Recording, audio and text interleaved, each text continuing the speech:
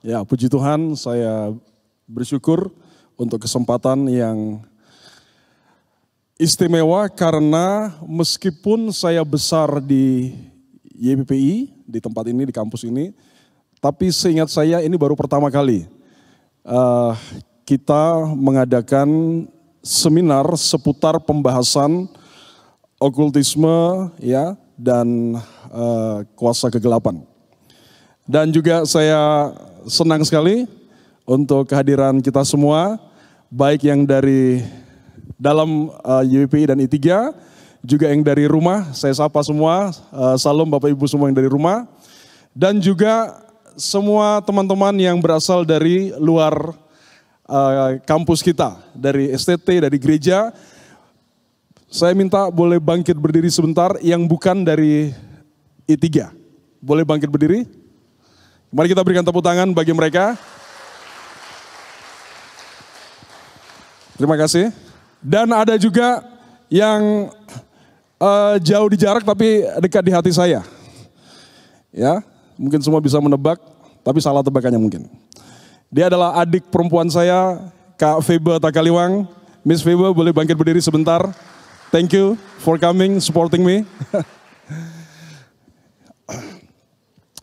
Ya, jadi ini kesempatan yang istimewa untuk pertama kali ketika beberapa waktu lalu Biro Ilmiah dari Senat Mahasiswa I3 mengusulkan kepada saya membuat seminar ini. Ya. Dan saya tanya, lalu seminar pembicaranya siapa? Lalu mereka bilang, ya Bapak. Ya, jadi ini pertama kali termasuk cukup mendadak ya kita siapkan ini. Tapi saya percaya Tuhan melalui ya kesempatan ini, melalui seminar ini, kita semua boleh diperlengkapi dan siap untuk facing the evil one. Ya. Nah maka semua saudara-saudaraku yang dikasih oleh Tuhan Yesus Kristus dan juga semua Bapak Ibu, saudara-saudari, juga teman-teman saya yang mengikuti secara streaming. Facing the evil one terambil dari Matius 6 ayat 13. Ya. Mari kita baca Matius 6.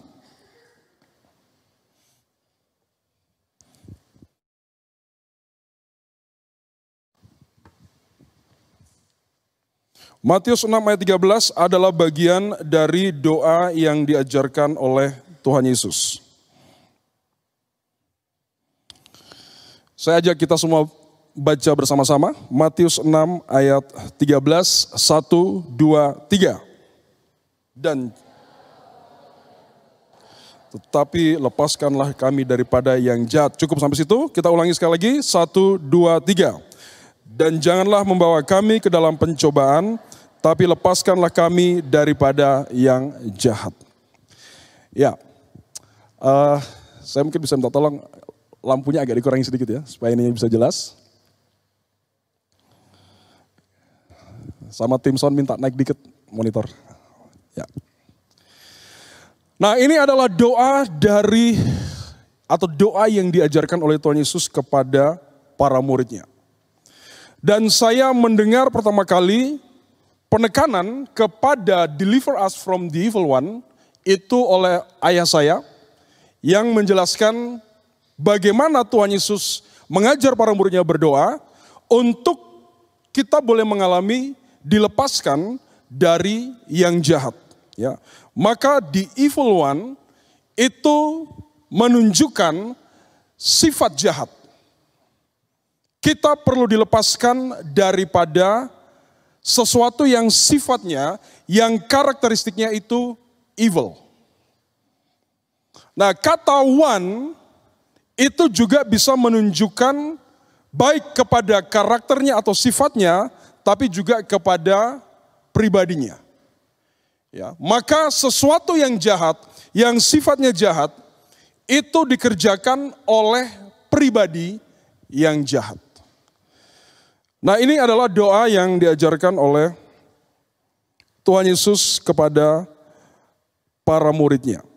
Maka kita akan bahas dalam seminar ini, apa itu atau bagaimana itu yang jahat. Ya, tema kita facing the evil one. Nah, the evil one-nya itu yang bagaimana? Maka supaya kita bisa memahami, yang pertama kita perlu menyadari. Hal ini perlu dibukakan. Hal ini perlu dibongkar. Ini adalah jahat, ini adalah kegelapan. Perlu untuk diterangi oleh kebenaran. Maka firman Tuhan adalah kebenaran yang menyoroti, yang menilai yang jahat ini. Dan kemudian yang kedua, setelah seseorang menyadari ternyata saya selama ini dikuasai oleh yang jahat. Saya selama ini diikat oleh yang jahat. Yang kedua adalah dilepaskan. Nah, ini menarik. Karena lepaskanlah itu dalam teks Yunani itu adalah satu kalimat perintah. Ada penekanan bahwa itu harus dilakukan. Dan orang yang terikat, pada dasarnya dia tidak bisa melepaskan dirinya sendiri. Orang yang terikat, dia perlu orang lain untuk menolong dia. Dia perlu kuasa yang lebih besar daripada kuasa yang mengikat dia untuk menolong orang ini. Dan yang ketiga, ketika seseorang sudah dilepaskan dari dia menyadari, baru dia siap untuk facing. Baru dia siap untuk menghadapi yang jahat. Nah, inilah yang akan kita bahas dalam seminar dan juga KKR pada kesempatan ini. Dan khusus untuk seminar ini, saya menekankan di nomor 1. Dibukakan tentang yang jahat. Baik dari Alkitab maupun sampai sekarang ini. Dengan semua fenomena-fenomena yang bisa kita lihat, entah kita sadar atau tidak sadar. Nah, maka apa itu yang jahat? Seperti saya sudah jelaskan, itu adalah sifat karakter yang jahat, dan itu juga adalah pribadi yang jahat. Nah, maka kalau saudara ditanya, di sekitar kita, siapa yang jahat? Kira-kira kita jawabnya apa? Biasanya kita bilang yang jahat itu setan. Setan agak protes karena selalu dia yang dibilang jahat. Lalu manusia? Dan ternyata setelah saya sendiri mengalami banyak ya dalam hidup saya, ternyata yang jahat itu justru dari diri kita sendiri. Itulah dosa. Itulah yang Rasul Paulus katakan, aku tidak mau, tapi dosa di dalamku, itulah yang akhirnya kulakukan. Nah, itulah yang jahat. Ya, maka seorang atlet, kalau nggak salah, atlet wushu ya, pada waktu Asian Games lalu, diwawancara. Waktu engkau bertanding, yang paling susah lawan siapa? Maka dia bilang, lawan musuh saya itu susah, tidak mudah. Tapi sebenarnya yang paling susah lawan diri sendiri. Nah, maka kita sebagai orang percaya, sebagai orang Kristen, kita harus sadar yang jahat nomor 1 itu bukan setannya. Justru di dalam diri kita ini. Itulah keberdosaan kita, itulah tabiat kita, itulah yang disebut dengan perbuatan daging itu. Nah, itu Tuhan Yesus bilang, itu muncul dari dalam diri.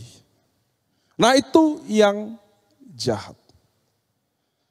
Nah, sekarang saya kadang-kadang mengamati ya, ada orang tanya sama saya, Pak, saya itu mengalami hal yang aneh. Saya bilang, apanya yang aneh? Kenapa saya itu kalau baca firman kok kepala saya pusing? Lalu saya tanya dulu, kamu pusing, ada alasannya enggak? Dia bilang, iya Pak, lagi banyak pikiran. Lalu saya merasa ini gangguan setan.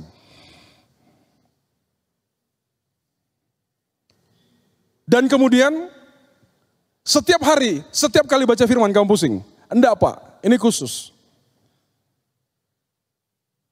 Maka yang ganggu itu, yang buat kepala pusing, itu bukan setan dulu. Setan ada bagian yang nanti kita bahas. Tapi diri sendiri dulu. Memang karena kondisi kita. Kelemahan kita. Akibat dari dosa. Kutuk. Itulah yang sebenarnya yang jahat. Itulah yang berdosa. Nah maka yang jahat itu, baik iblis, setan-setan.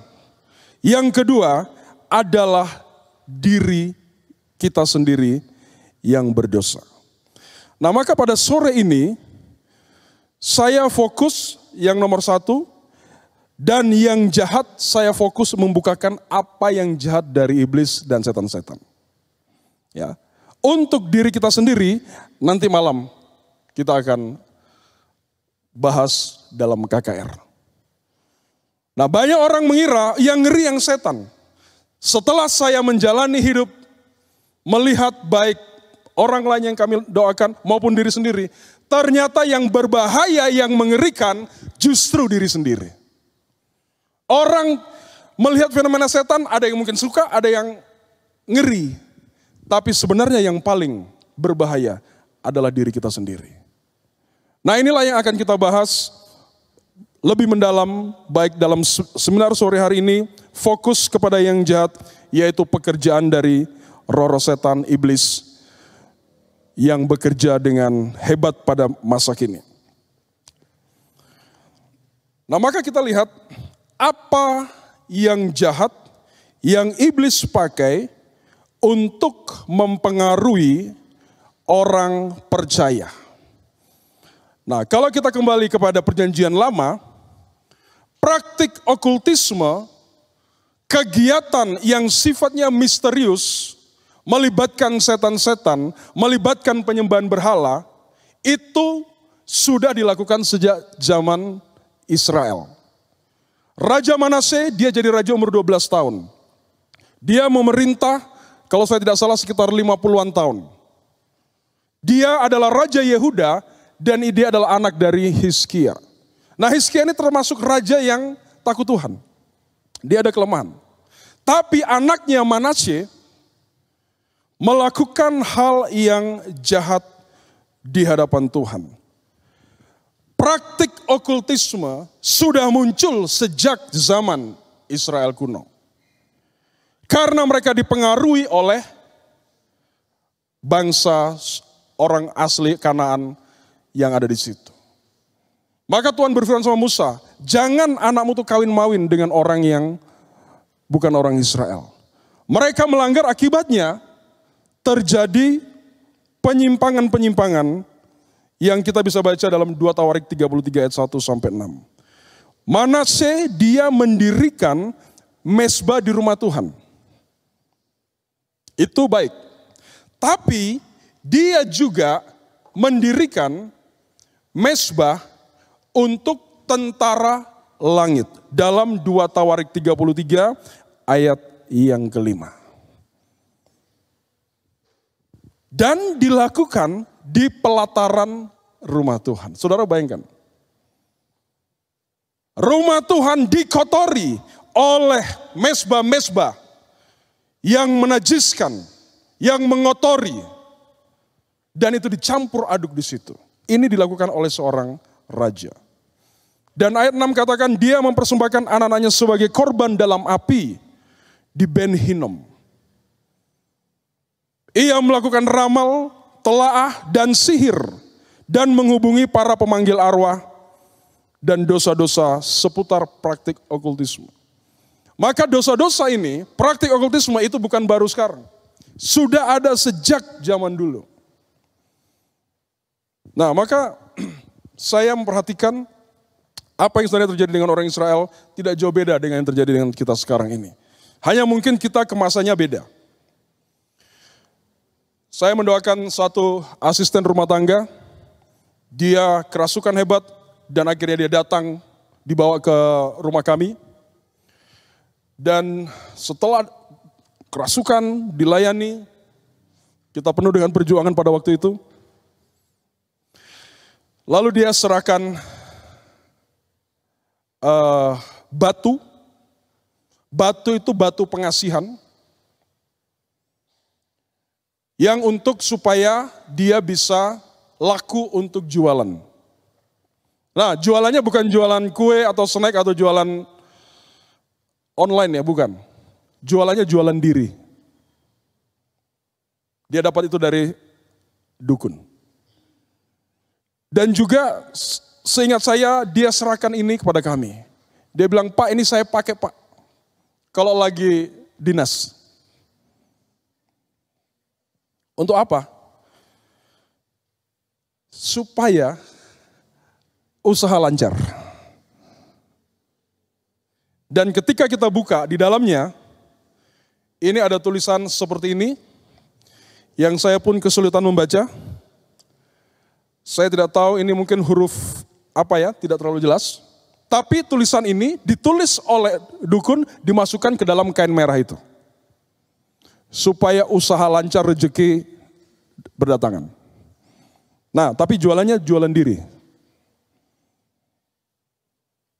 Mengandalkan kuasa kegelapan lewat praktik okultisme yang dulu sering sekali ya, waktu ayah saya menyampaikan seminar semua, selalu bilangnya itu ikat pinggang merah.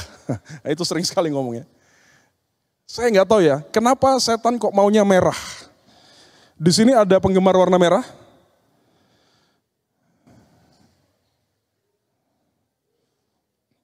Ada beberapa pertanyaan yang saya nggak dapat jawabannya.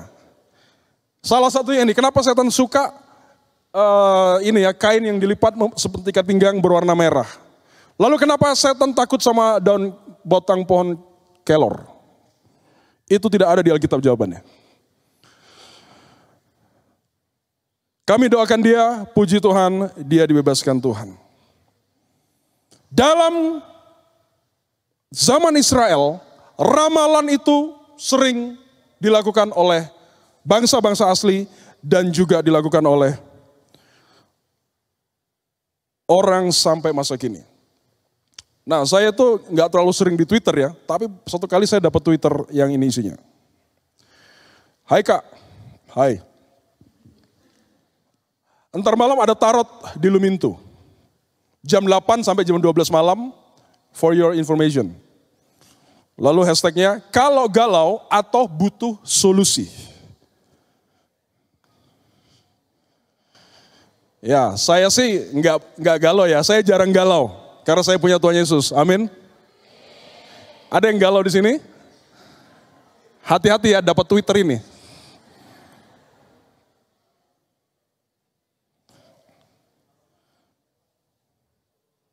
Kartu tarot adalah kartu ramal. Dan sudah beredar di Indonesia, sudah dilakukan di televisi. Buku petunjuknya dijual. Jadi buku petunjuk ke sorga itu ini. Buku petunjuk ke neraka, tarot.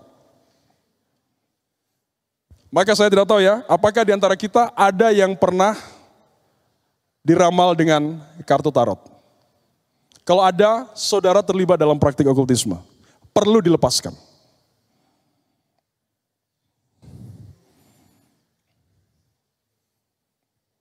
Siapa yang tahu rasi bintangnya? Hafal. Saya sih hafal bulan kelahiran. Tapi nama rasinya saya suka lupa-lupa. Bulan Juni. Bulan Juni apa ya? Horoskopnya itu loh apa? Namanya? Ya? Saya yakin saudara nggak pernah lihat horoskop makanya nggak tahu. Coba kalau sering lihat horoskop, langsung.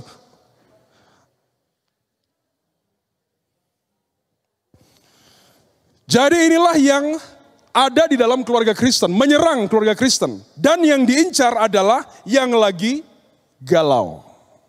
Makanya saudara kalau galau, cari Tuhan, jangan cari teman yang menyesatkan. Kalau galau hati-hati di internet. Nanti ketemu begini, ho kamu langsung.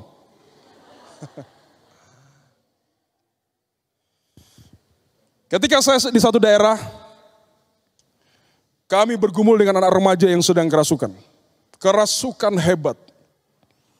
Dan mungkin 1 bulan saya video call sama dia. Setiap sore. Khusus untuk doakan. Karena hati saya, Tuhan kasihan anak remaja putri ini. Kerasukan tiap hari. Tiap hari gak hanya 1 kali ya.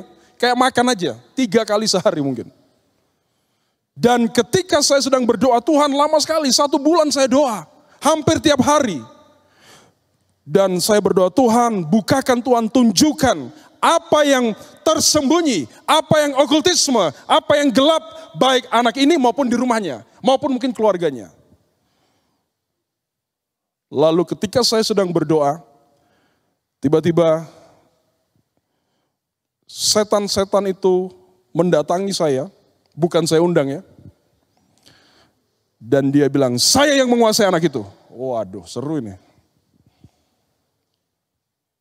Lalu dia marah dengan saya karena saya mendoakan anak ini. Padahal saya itu waktu itu lagi sakit, di belakang saya nggak tahu sakit apa, aneh. Tapi saya terus berdoa. Dan saya bilang ya, setan-setan ini makhluk pintar, tapi kadang-kadang terlalu polos juga kadang-kadang. Nah ini mereka dengar suara saya pasti mereka marah ini.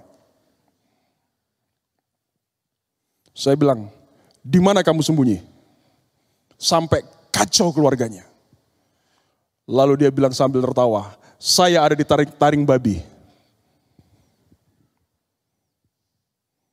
Nah, lalu kemudian saya berdoa, Tuhan, tunjukkan Tuhan. Lalu saya tanya sama keluarganya, siapa di antara bapak, mama, adik, kakak simpan taring babi? Kasih tahu sama saya. Tiba-tiba kakaknya bilang, Bapak, saya ingat saya punya.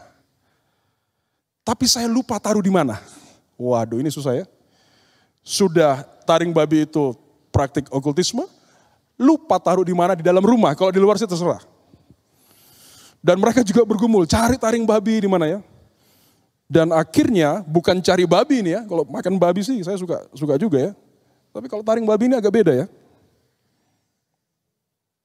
Yang dari NTT tahu nih. Dan ketika saya sedang bergumul, Tuhan, di mana Tuhan? Satu benda okultisme itu. Dan akhirnya tiba-tiba mereka SMS. Bapak, ini istri saya ketemu taring babinya. Saya bilang, ada di mana? Ada di lemari tempat simpan makanan. Saya bilang, mau dimakan ini. Ternyata disimpan di toples. Dan akhirnya mereka ambil. Kalau kita yang tahu babi ya, yang maksudnya familiar, punya pernah, menurut mereka ini besar taringnya. Betul ya? Tangannya segitu, taringnya segitu. Maksudnya ini babi yang sudah senior.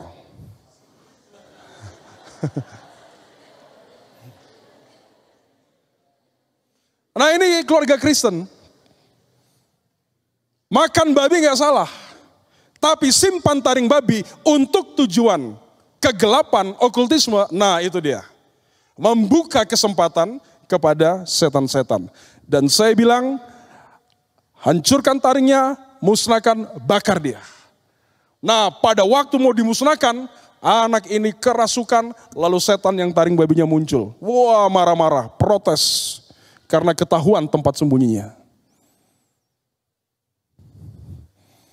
Maka saudara-saudaraku, Bapak Ibu dan juga yang di rumah, ini keluarga Kristen. Ini terjadi pada masa kini. Karena pengaruh dari lingkungan. Dan saya pergi ke beberapa tempat di Indonesia, Tuhan izinkan saya bersyukur. Ada satu evil one yang membuat saya selalu sedih dan miris. Itu adalah kecanduan. Kecanduan yang paling umum adalah rokok, nikotin, minuman keras, ada narkoba, narkotika, ada pornografi, kecanduan seksual. Ini adalah tempat setan yang sangat-sangat dipakai oleh kuasa kegelapan untuk menjebak banyak orang. Makanya saya tahu, saya sadar, Kita mungkin ada yang tidak merokok ya. Tapi juga mungkin dulu ada, kalau tidak merokok pusing dia. Begitu masuk di sekolah teologi ya, seperti sekolah-sekolah Injili, dilarang merokok. Nah itu berat itu. Karena kecanduan. Ya, saya kadang-kadang habis makan, ada satu yang enak yang dikerjakan setelah makan. Itu minum kopi. Tapi bagi pecandu rokok, setelah makan, itu lokomotif harus jalan. Rokok. Dan saya bertemu dengan beberapa pecandu narkotika, dan mereka mengatakan, mereka bercerita, wah kecanduan, sudah pakai segala macam. Lalu saya tanya, kamu langsung pakai narkoba, pakai narkotik, atau kamu rokok duluan? Saya hanya pernah menemukan satu orang yang bilang langsung pak, gak pakai rokok langsung lompat narkoba. Wah luar biasa kamu ya, dalam tanda kutip tapi. Dan kebanyakan dosa kepada narkotika dibuka lewat rokok. Itulah sifat karakter cara kerja dosa. Dosa satu membuka kepada dosa yang lain. Dan saya sedih karena banyak orang Kristen masih terlibat dengan kecanduan-kecanduan ini. Dan ada satu pertanyaan yang kadang saya temukan di seminar. Pak, tidak ada hukum ke-11 dilarang merokok.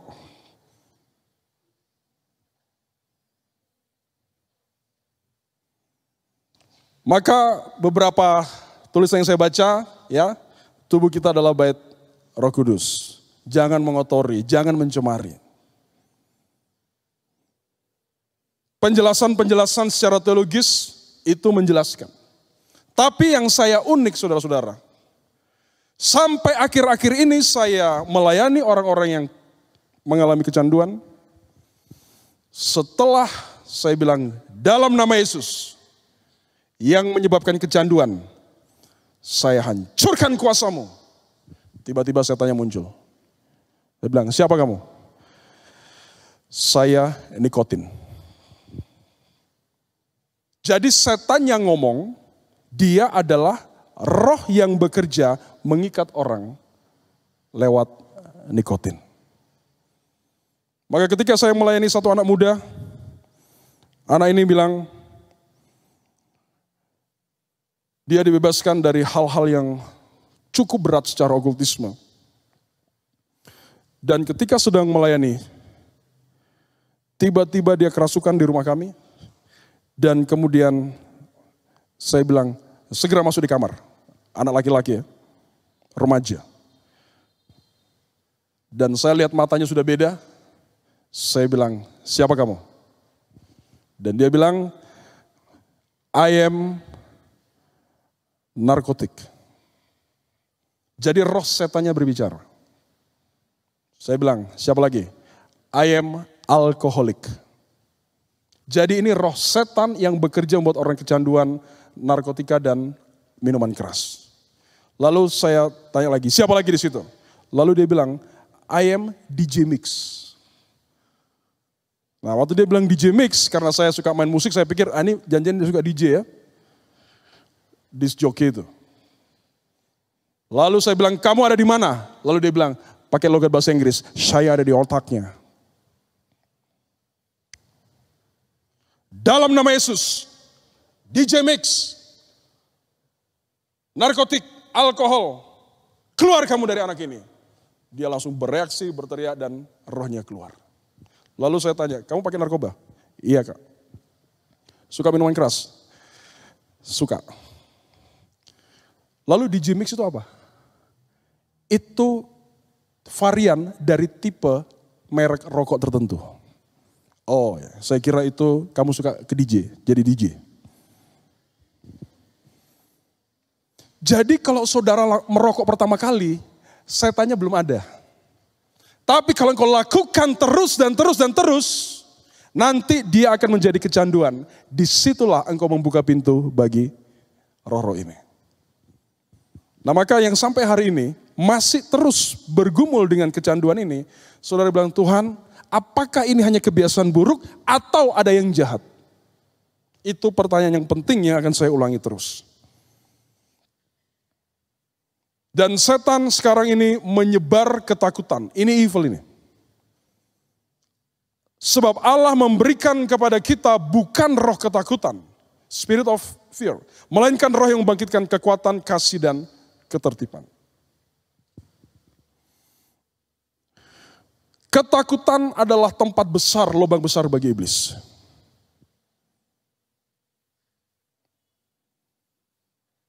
Ketika kami mengunjungi satu keluarga di NTT, kami lagi duduk hanya kunjungan, bukan mau pelayanan, tidak. Tiba-tiba anak remaja putri kerasukan. Dan saya bilang, siapa ini? Lalu dia bilang, saya kuntilanak. Saya juga gini, kuntilanak ngapain di NTT? Asalnya kan bukan dari sini. Lalu saya bilang ini, anak ini sewa VCD, dia pinjam dari temannya, dia putar di kamarnya, dan ketika dia putar VCD-nya, saya masuk sama dia. Pak, bisa ya langsung masuk begitu Pak ya? Kalau kita lemah secara rohani bisa.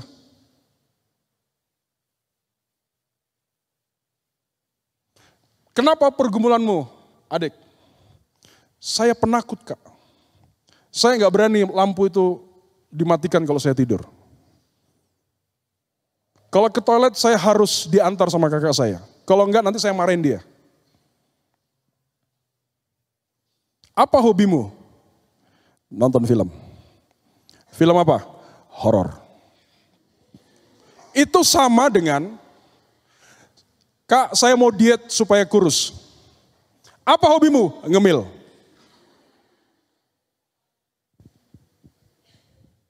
Ini setan buat luar biasa. Dan ketika saya nonton tentang Ahok ya di bioskop di Taman Mini di Ismail Marzuki kalau nggak salah ya, di Jakarta. Yang studio saya lupa satu berapa, itu Ahok. Yang kedua, menggali lubang kubur atau apa gitu. Yang main Luna Maya. Atau bernafas dalam kubur. Saya kaget. Kalau yang Ahok yang nonton dari anak kecil sampai oma-oma kan. Yang satunya lebih rame.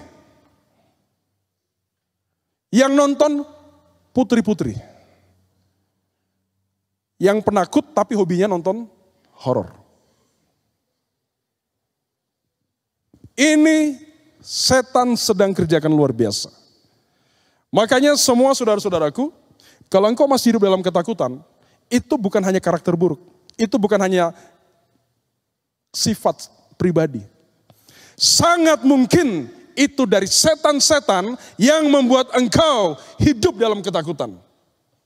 Dan kita tersiksa oleh ketakutan kita.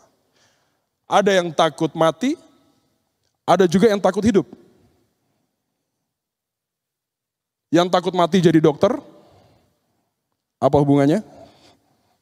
Yang takut hidup mencari baygon rasa jeruk, kata bapak saya. Takut semuanya.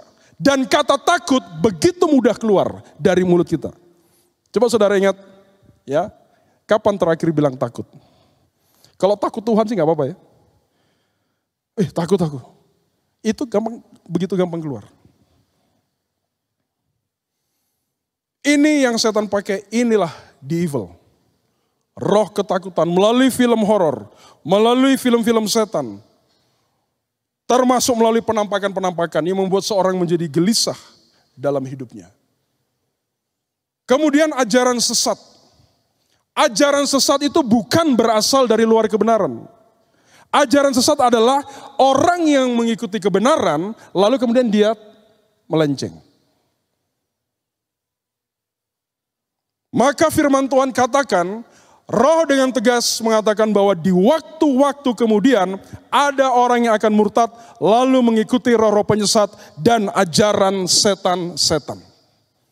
Maka saudara-saudaraku, yang tadi kita sudah bahas, saya mau katakan itu berat.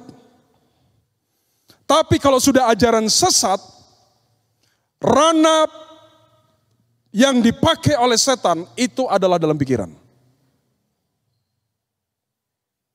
Maka kalau kita taruh buku-buku lain lebih tinggi daripada Alkitab, hati-hati engkau tersesat.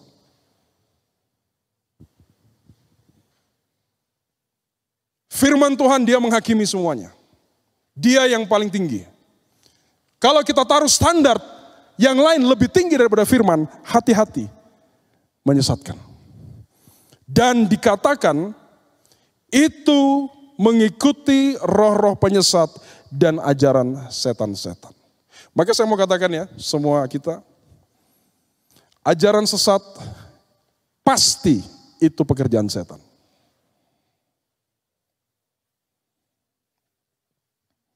Maka seorang yang namanya Anton LaVey, dia adalah seorang yang sangat cerdas, mendirikan the Church of Satan.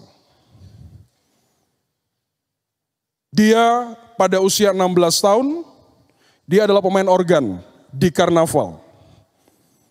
Lalu pada waktu di karnaval, dia lihat, dia lagi remaja nih ya.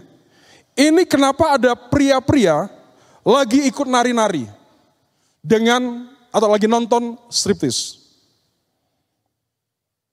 Itu hari Sabtu, lalu hari Minggunya dia lihat pria yang sama, orang-orang laki-laki yang sama, ajak anak sama istrinya ke gereja lalu minta ampun. Lalu Sabtu depannya, buat lagi. Maka dia katakan, gereja itu dibangun di atas dasar kemunafikan. Lebih baik aku ikuti kedagingan supaya itu menjadi sesuatu yang berharga, punya nilai. Dan akhirnya dia bangun pada 30 April malam, menjelang 1 Mei besoknya, dia membangun The Church of Satan di California. Nah, dia adalah orang pintar. Dan dia menggunakan filsafat, ateism, humanism, pragmatism, materialism, individualism, kemudian ada epikurean dan bukan hedonism. Ya, semua itu ada artinya. Nah, epikurean itu memperoleh kebahagiaan dengan cara yang seimbang. Kalau hedonism memperoleh kebahagiaan dengan menghalalkan segala cara. Pokoknya aku bahagia dengan apapun itu, termasuk pakai drugs juga kalau perlu bisa bahagia. Nah, itu hedon. Tapi yang epikurean, mereka bilang kami adalah epikurean. Kami itu tidak mau pakai yang begitu-begitu. Jadi pemikiran-pemikiran filsafat menjadi dasar konstruksi bagi the Church of Satan. Dan kalau kita lihat tulisan-tulisannya, itu bagi orang-orang yang di luar kebenaran, mereka sangat kagum dengan orang ini. Dan dia mengatakan, tidak ada Tuhan. Church of Satan bilang, kami ini ateis. Kami tidak percaya Tuhan itu ada.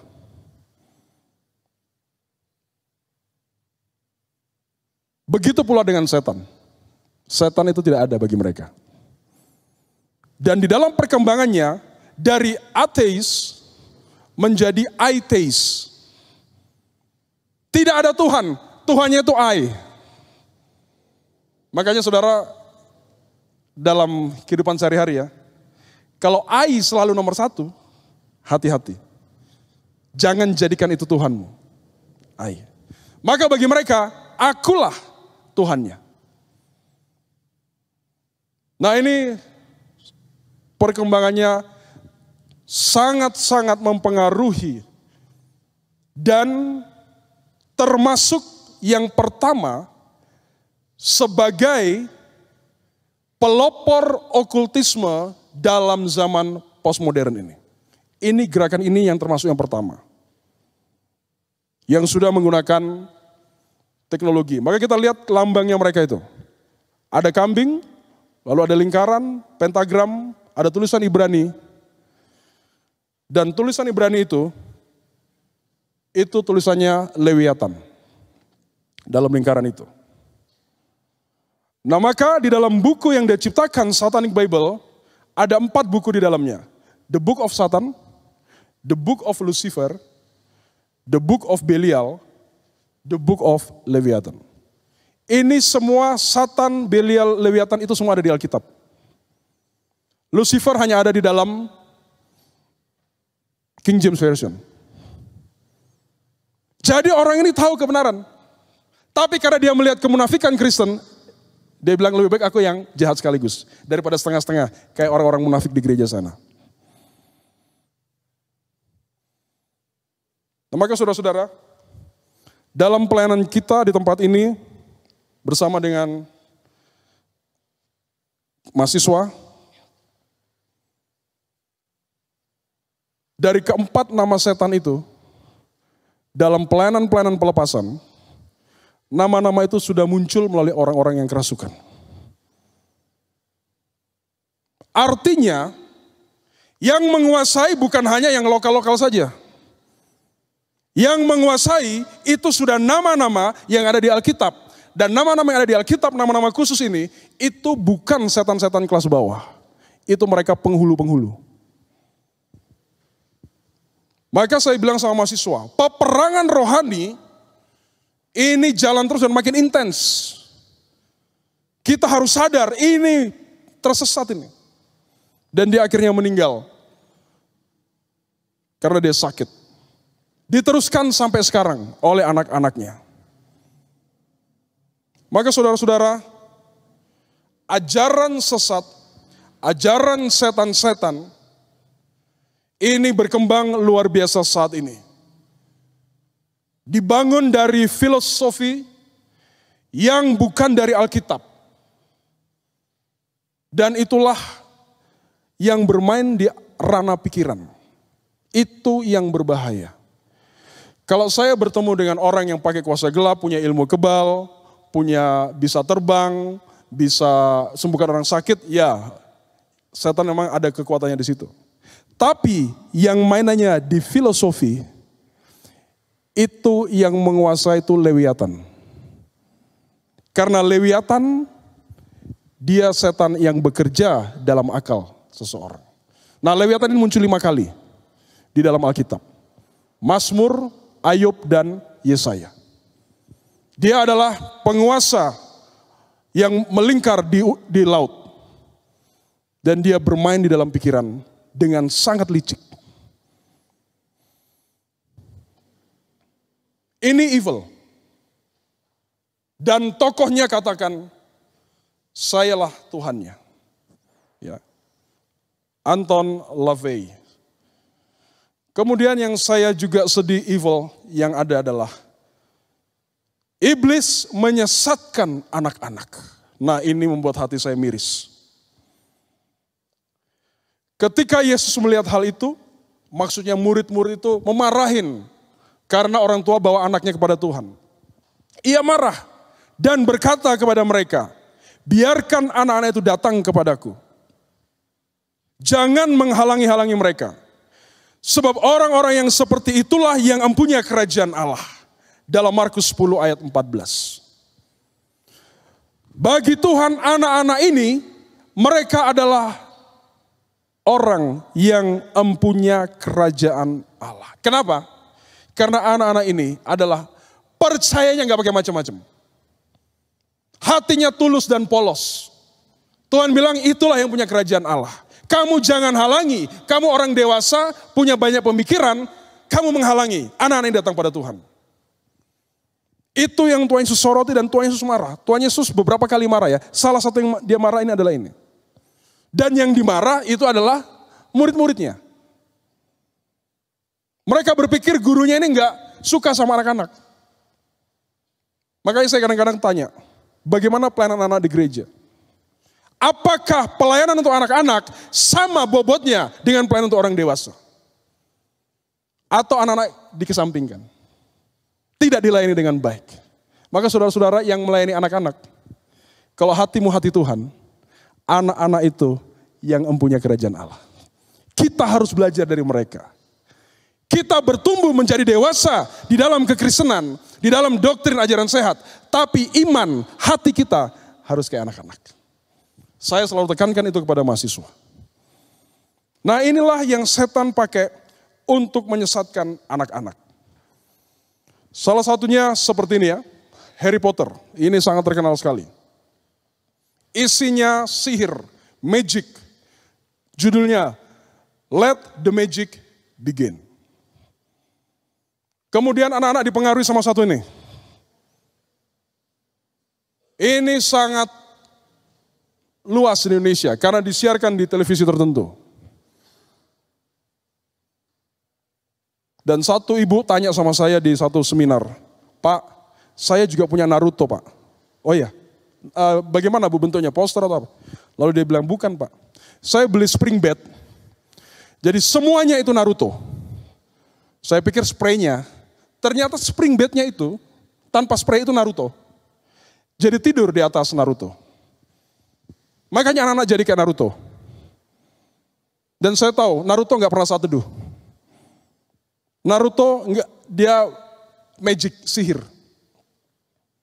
Ini ada setannya nih.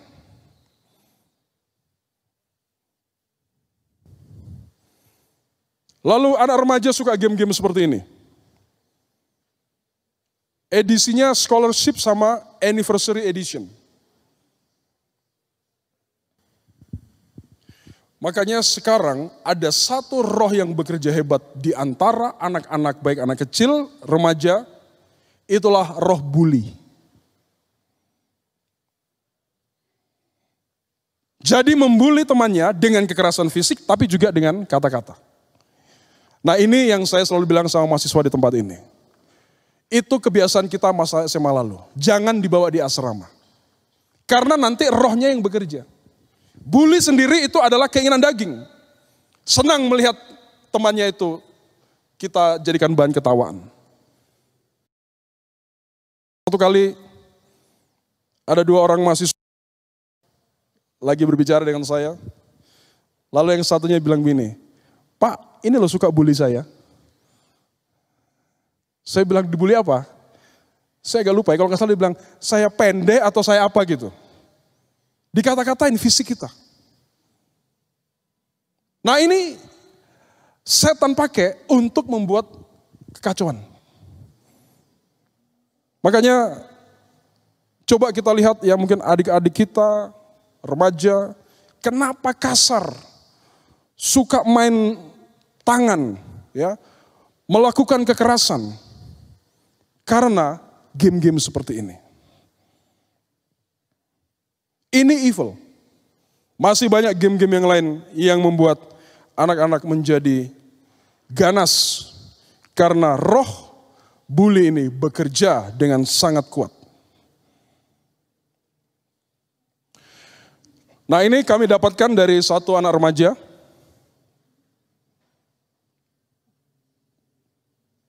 Ketika ada suatu masalah, saya sampaikan kepada orang tuanya, Bu, anaknya dibersihkan, didoakan juga barang-barangnya. Dan dikumpulkan, saya bilang, wah ternyata banyak juga ya. Lalu saya lihat satu boneka, mungkin harganya 100.000 lah kira-kira ya. Dikalikan sama semua itu. Nah ini dimasukin di mobil saya bilang, kami bawa saja ke Batu, kami bakar. Ternyata di dalam boneka-boneka tertentu, nah yang tertentu itu yang ini ya. Ada yang warna biru ini. Ada yang nggak ada mulutnya ini. Ada yang tidak jelas penampakannya ini. Yang biru ada 2. Dan yang lain-lainnya ada yang seperti boneka arwah. Ternyata ada roh-roh di belakang boneka itu dan dia ada di kamar adik-adik perempuan kita.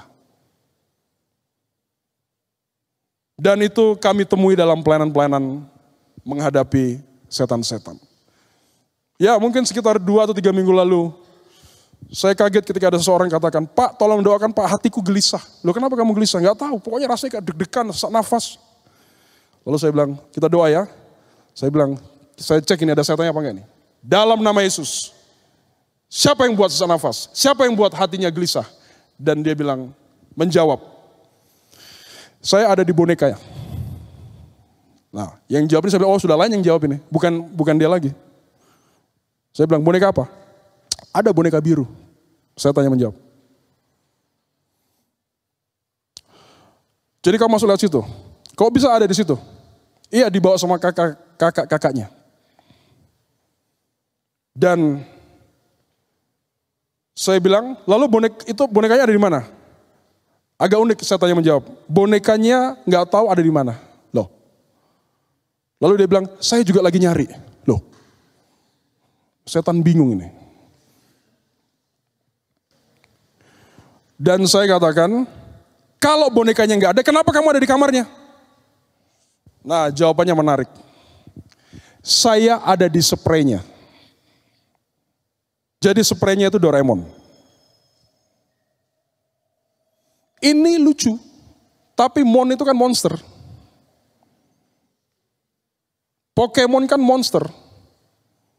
Pikachu dan kawan-kawannya itu. Nah inilah yang ada di kamar-kamar keluarga Kristen. Ini mengotori, ini evil ini. Saya tidak bilang semua boneka ya. Saya kan bilang yang tertentu, saya tahu. Tapi ibu tuh bilang, mamanya bilang, Pak ini gak sejahtera Pak. Ini gak sejahtera Pak. Dia kasih begitu. Ya sudah saya tampung. Lalu ditanya, Pak kalau dikasih sama orang boleh gak? Saya bilang, jangan Bu. Namanya kita kasih setan sama orang nanti. Dan saya hitung-hitung mungkin 5 juta nih harga boneka semua ini. Saya bawa di mobil saya dan kami musnahkan.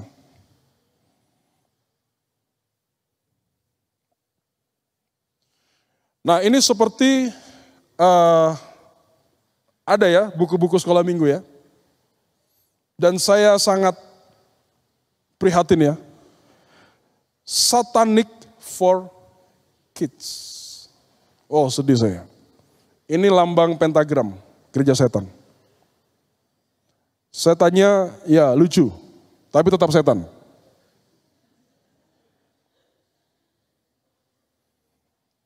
Waktu doakan satu orang, setannya ada antri ya, antri di tengking maksudnya. Lalu satu saya bilang, siapa ini? Lalu dia bilang, guyon. Bercanda, ketawa-ketawa. Saya baru kali ini ketemu setan yang kerjanya buat orang suka guyon, ketawa-ketawa dan bercanda. Nah coba tanya sampingmu, suka guyon ya?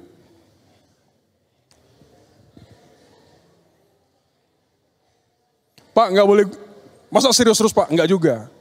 Tapi kalau guyonmu sampai guyon yang tidak jelas, hati-hati.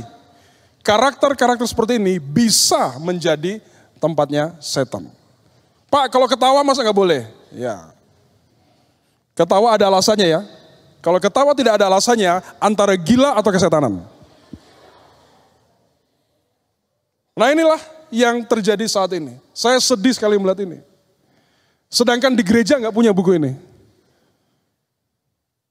Christ for Kids. Yang ada Satanic for Kids. Maka mari kita yang mahasiswa teologi ya. Kalau engkau melayani anak-anak, ciptakan seperti ini. Bukan ini maksudnya. Untuk melawan yang seperti ini. Anak-anak itu, mereka polos-polos saja. Dan saudara-saudara, saya selalu hati saya itu bilang, Tuhan tolong anak-anak. Karena Tuhan Yesus bilang kalau kamu sesatkan anak-anak ini, lebih baik diikat batu kilangan, lalu kamu dilempar ke laut. Nah ini sudah bukan ke laut lagi, ke neraka ini. Yang buat ini. Maka kalau kita punya anak-anak kecil, adik-adik kita ya, saya minta sebagai kakak, doakan mereka sungguh-sungguh. Saya pas kecil, saya tuh hobi bercanda. Guyon. Dan yang menjadi sasaran guyon saya itu, ini adik saya di sini. Saksi mata dan saksi hidup. Kalau guyon, kalau dia nggak nangis, saya nggak berhenti. Dan akhirnya Tuhan hajar saya. Nah yang suka guyon-guyon seperti itu, apalagi konteks kita mau menjadi mahasiswa teologi, menjadi pelayan-pelayan Tuhan, kita harus singkirkan itu. Pak apakah ada setannya? Enggak selalu. Mungkin kebanyakan tidak ya. Tapi bisa jadi ketika engkau membuka diri kepada roh-roh setan. Maka saudara-saudara, yang setan kerjakan adalah mencuri firman.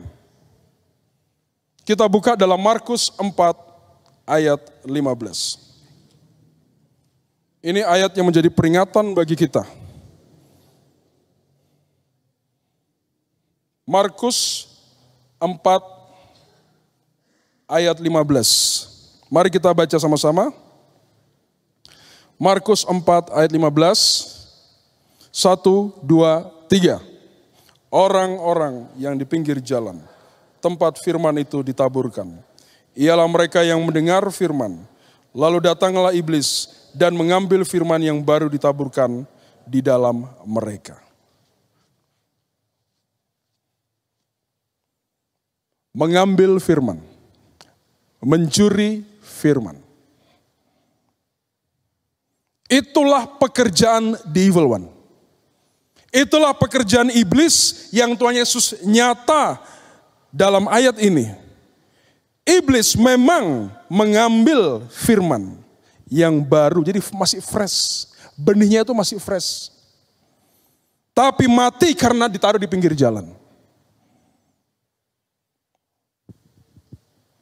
Maka saya merenungkan, Tuhan, apa iblis gak ada kerjaan ya? Kok nyuri-nyuri firman, ngambil firman?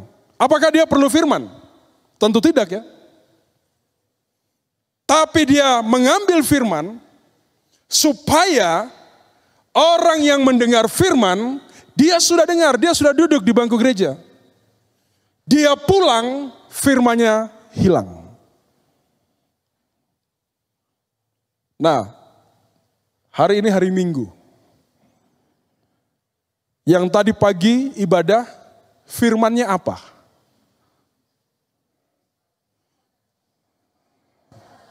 Ya, begitu satu orang ngomong waspada, semuanya waspada.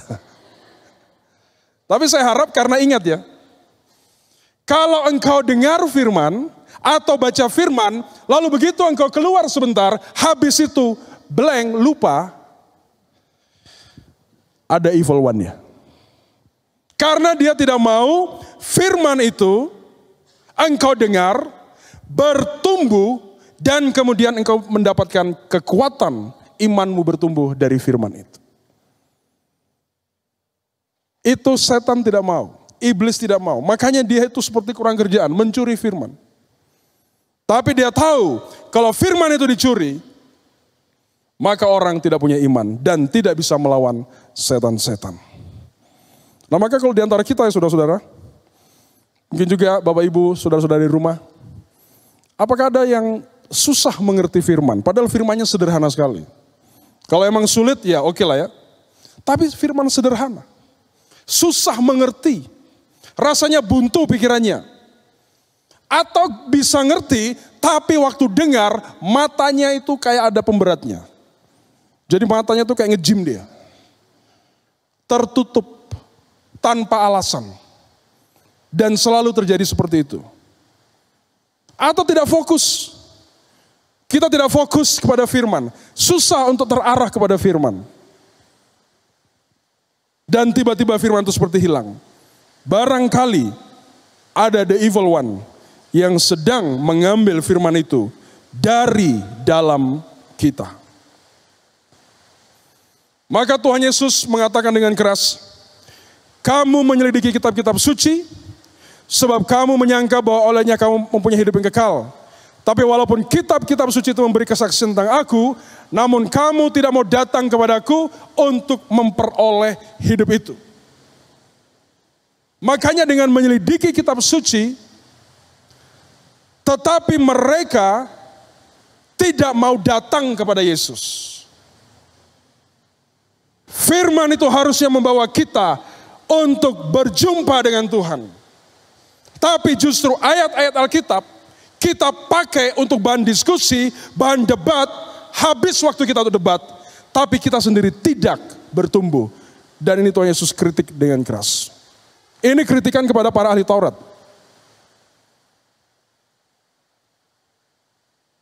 Kesaksian tentang Yesus Mereka tidak percaya, mereka menolak Mesias. Dan saya mau katakan, itulah antikristus. Menolak kemesiasan Yesus. Anti. Makanya ketika antikristus nanti akan muncul di Israel, dia akan memerintah di Bait Allah. Orang-orang yang menantikan Mesias, mereka mengatakan inilah yang kami tunggu-tunggu sejak ribuan tahun. Akhirnya dia datang. Mereka tidak datang kepada Mesias yang sesungguhnya, tapi mereka datang kepada Mesias palsu.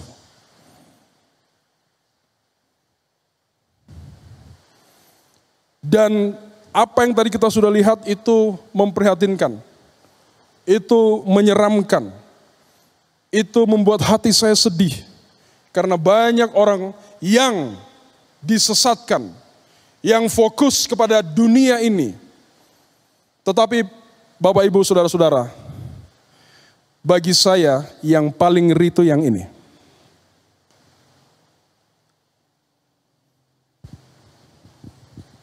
Ini yang paling bahaya. Karena memutarbalikkan firman, justru itu yang iblis lakukan, mengutip dari Mazmur dalam Matius 4 ayat 6. Memakai ayat firman itu untuk keuntungan dirinya sendiri. Maka kita semua yang belajar teologi, mahasiswa teologi, saudara harus betul-betul dalam pimpinan Tuhan untuk eksegese, menafsirkan, mengekspos. Jangan masukkan pikiran kita ke dalam kebenaran itu. Lalu kita mulai bilang kebenarannya ada di siniku. Itu bahaya, itu memutarbalikkan firman. Nah ini rawan di sekolah-sekolah teologi. Maka di Institut Injil Indonesia, kita menghargai firman. Menerima firman itu adalah kebenaran. Semuanya, tidak sebagian. Seluruh isi Alkitab ini kita percaya itulah kebenaran. Tapi tidak cukup sampai situ. Harus hati-hati dalam kita mempelajari, harus dalam pimpinan Tuhan, supaya jangan sampai kita memutarbalikkan firman Tuhan.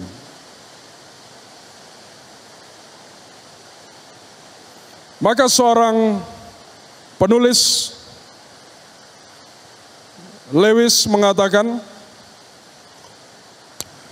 there are two equal and opposite errors into which our race can fall about the devils. Ada dua equal, sama atau berlawanan kesalahan terhadap pandangan kita tentang iblis. Yang pertama, tidak percaya bahwa iblis itu nyata.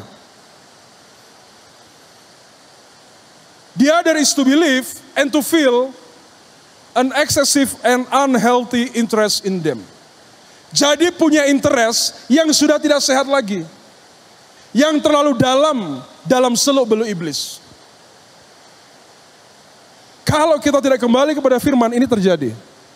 Ada orang yang tidak percaya setan. Makanya kalau ada gangguan setan, dia bilang gak ada setan itu. Itu kejiwaan saja. Kejiwaan ada masalahnya. Tapi setan sering memakai kelemahan-kelemahan manusia untuk masuk membuat orang makin terpuruk. Ketika konseling hanya membahas kejiwaan, tidak memperhatikan unsur-unsur spiritualnya, maka orang itu hanya sembuh-sembuh saja. Sementara. Karena bukan aspek spiritual yang disentuh. Nah saya sendiri dalam pelayanan-pelayanan pelepasan, saya juga tidak katakan bahwa semuanya melulu setan. Saya juga bilang, kalau perlu direkomendasi kepada psikiater Kristen. Semua ada tempatnya. Nah maka kita harus seimbang untuk mempelajari firman. Makanya di dalam perkuliahan di tempat ini, demonologi diberikan sampai 3. Yang pertama itu pengantar, yang kedua itu tentang okultisme modern, yang ketiga tentang pelayanan pelepasan. Supaya kita belajar dari firman. Jangan kita terlalu jauh. Lalu kita mulai semua-semuanya setan. Tidak juga. Menurut saudara hujan ini setan atau bukan? Pak, kemarin baru pelayanan pelepasan. Pasti setan. Diuji dulu. Kita jangan sembarangan. Ya, maka ketika saya sedang mendoakan satu pemudi, tiba-tiba tuh saya ngomong gini, loh kok nggak jawab? Sebelumnya saya bilang, masalahmu apa gini-gini dia cerita.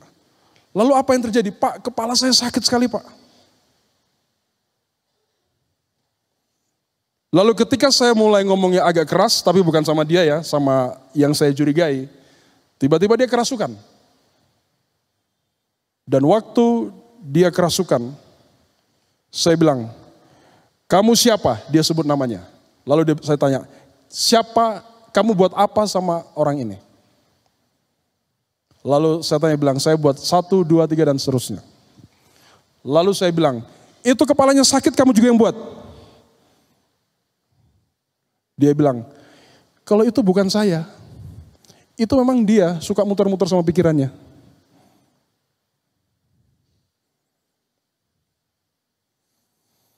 Maka saya menemukan, kita harus berjalan dalam tuntunan Tuhan, harus bisa menguji segala sesuatu. Jangan terjebak kepada tidak percaya kepada setan, atau terlalu mendalami sehingga semuanya setan. Seperti Anton LaVey, dia bilang setan tidak ada. Setan itu dirinya sendiri.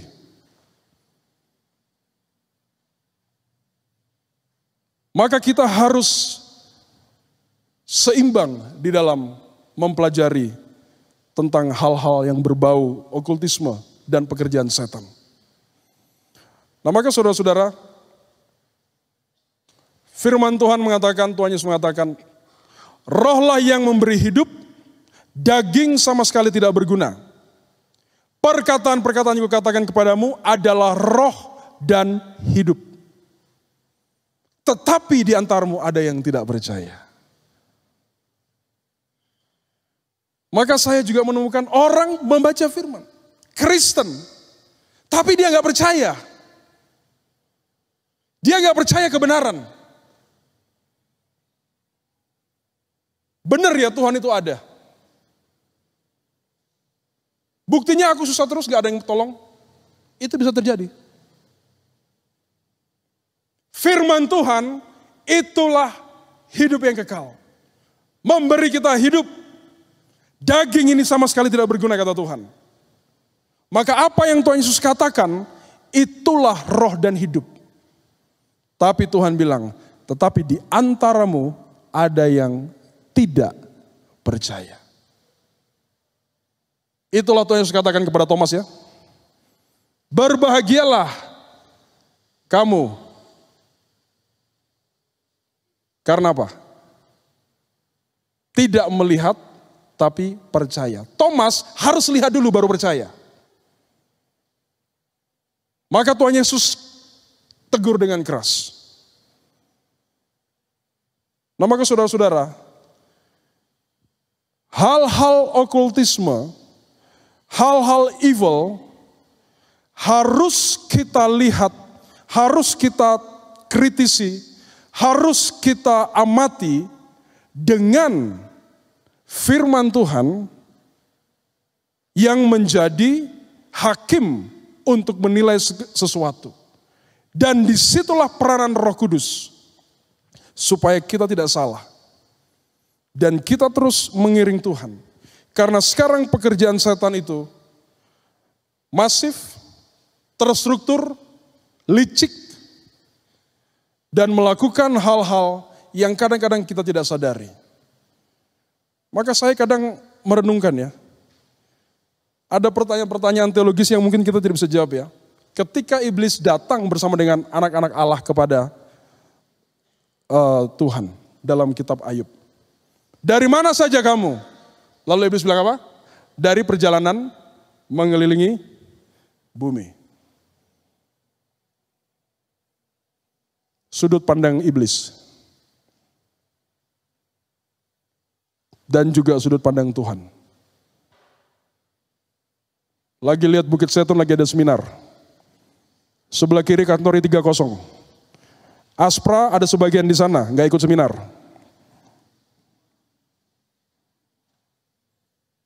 Saya serang yang di Aspra. Coba lihat dulu di Aspri. Kembali ke Bukit Zaitun. Kantor I3.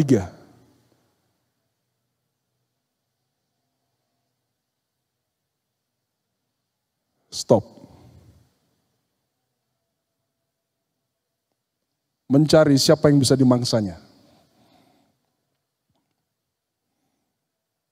Kalau setan tidak perlu mangsa orang di luar Kristus Tuhan. Yang dia cari itu kita. Yang dia cari itu adalah orang-orang percaya, lalu dia tidak sungguh-sungguh percaya, itu dia.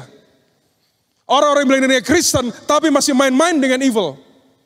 Itu yang dicari, yang mau dimangsa oleh iblis. Seperti singa mengaum-ngaum, menjelajah bumi, berkeliling. Maka saudara-saudaraku, kita sudah lihat yang jahat. Itu pekerjaan iblis. Dia dikatakan penguasa dunia. Dia mengendalikan dunia ini. Dalam satu pengalaman saya baru pertama kali, ketika saya hardik setan, saya bilang, kamu siapa? Lalu dia bilang, saya penguasa angkasa. Saya baru pertama kali ini. Kalau dalam Alkitab, penguasa kerajaan angkasa.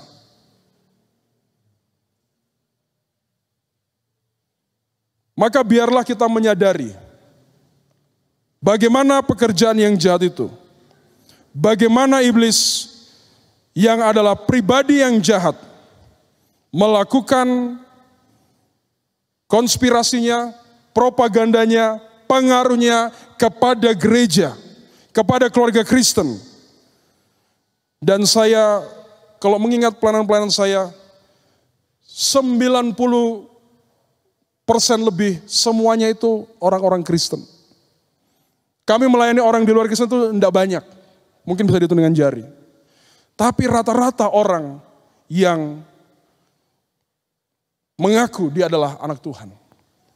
Tapi ketika tidak menyadari, maka akhirnya terikat.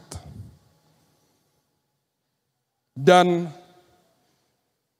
doa saya kemana-mana, Tuhan sadarkan mereka yang terikat, lepaskan mereka daripada yang jahat, dan biarlah pada waktunya, orang-orang yang pernah mengalami pelepasan, mereka boleh menghadapi setan-setan, menghadapi yang jahat, dan juga turut mengambil bagian untuk membukakan, menolong orang-orang yang sedang terikat dengan yang jahat.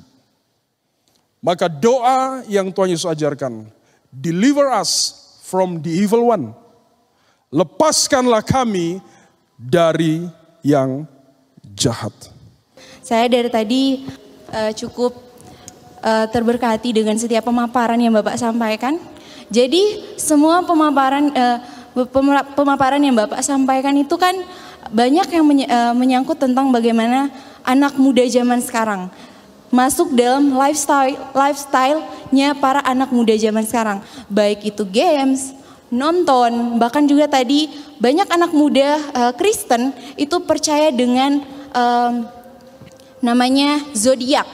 Nah, bagaimana kita anak Kristen itu menanggapi kalau misalkan tadi di setiap hal itu di dalam games, di dalam game, di dalam film, bahkan di dalam hal-hal yang kita percaya lainnya seperti Bapak paparkan tadi, bagaimana kita membatasi diri kita untuk hal-hal yang seperti itu.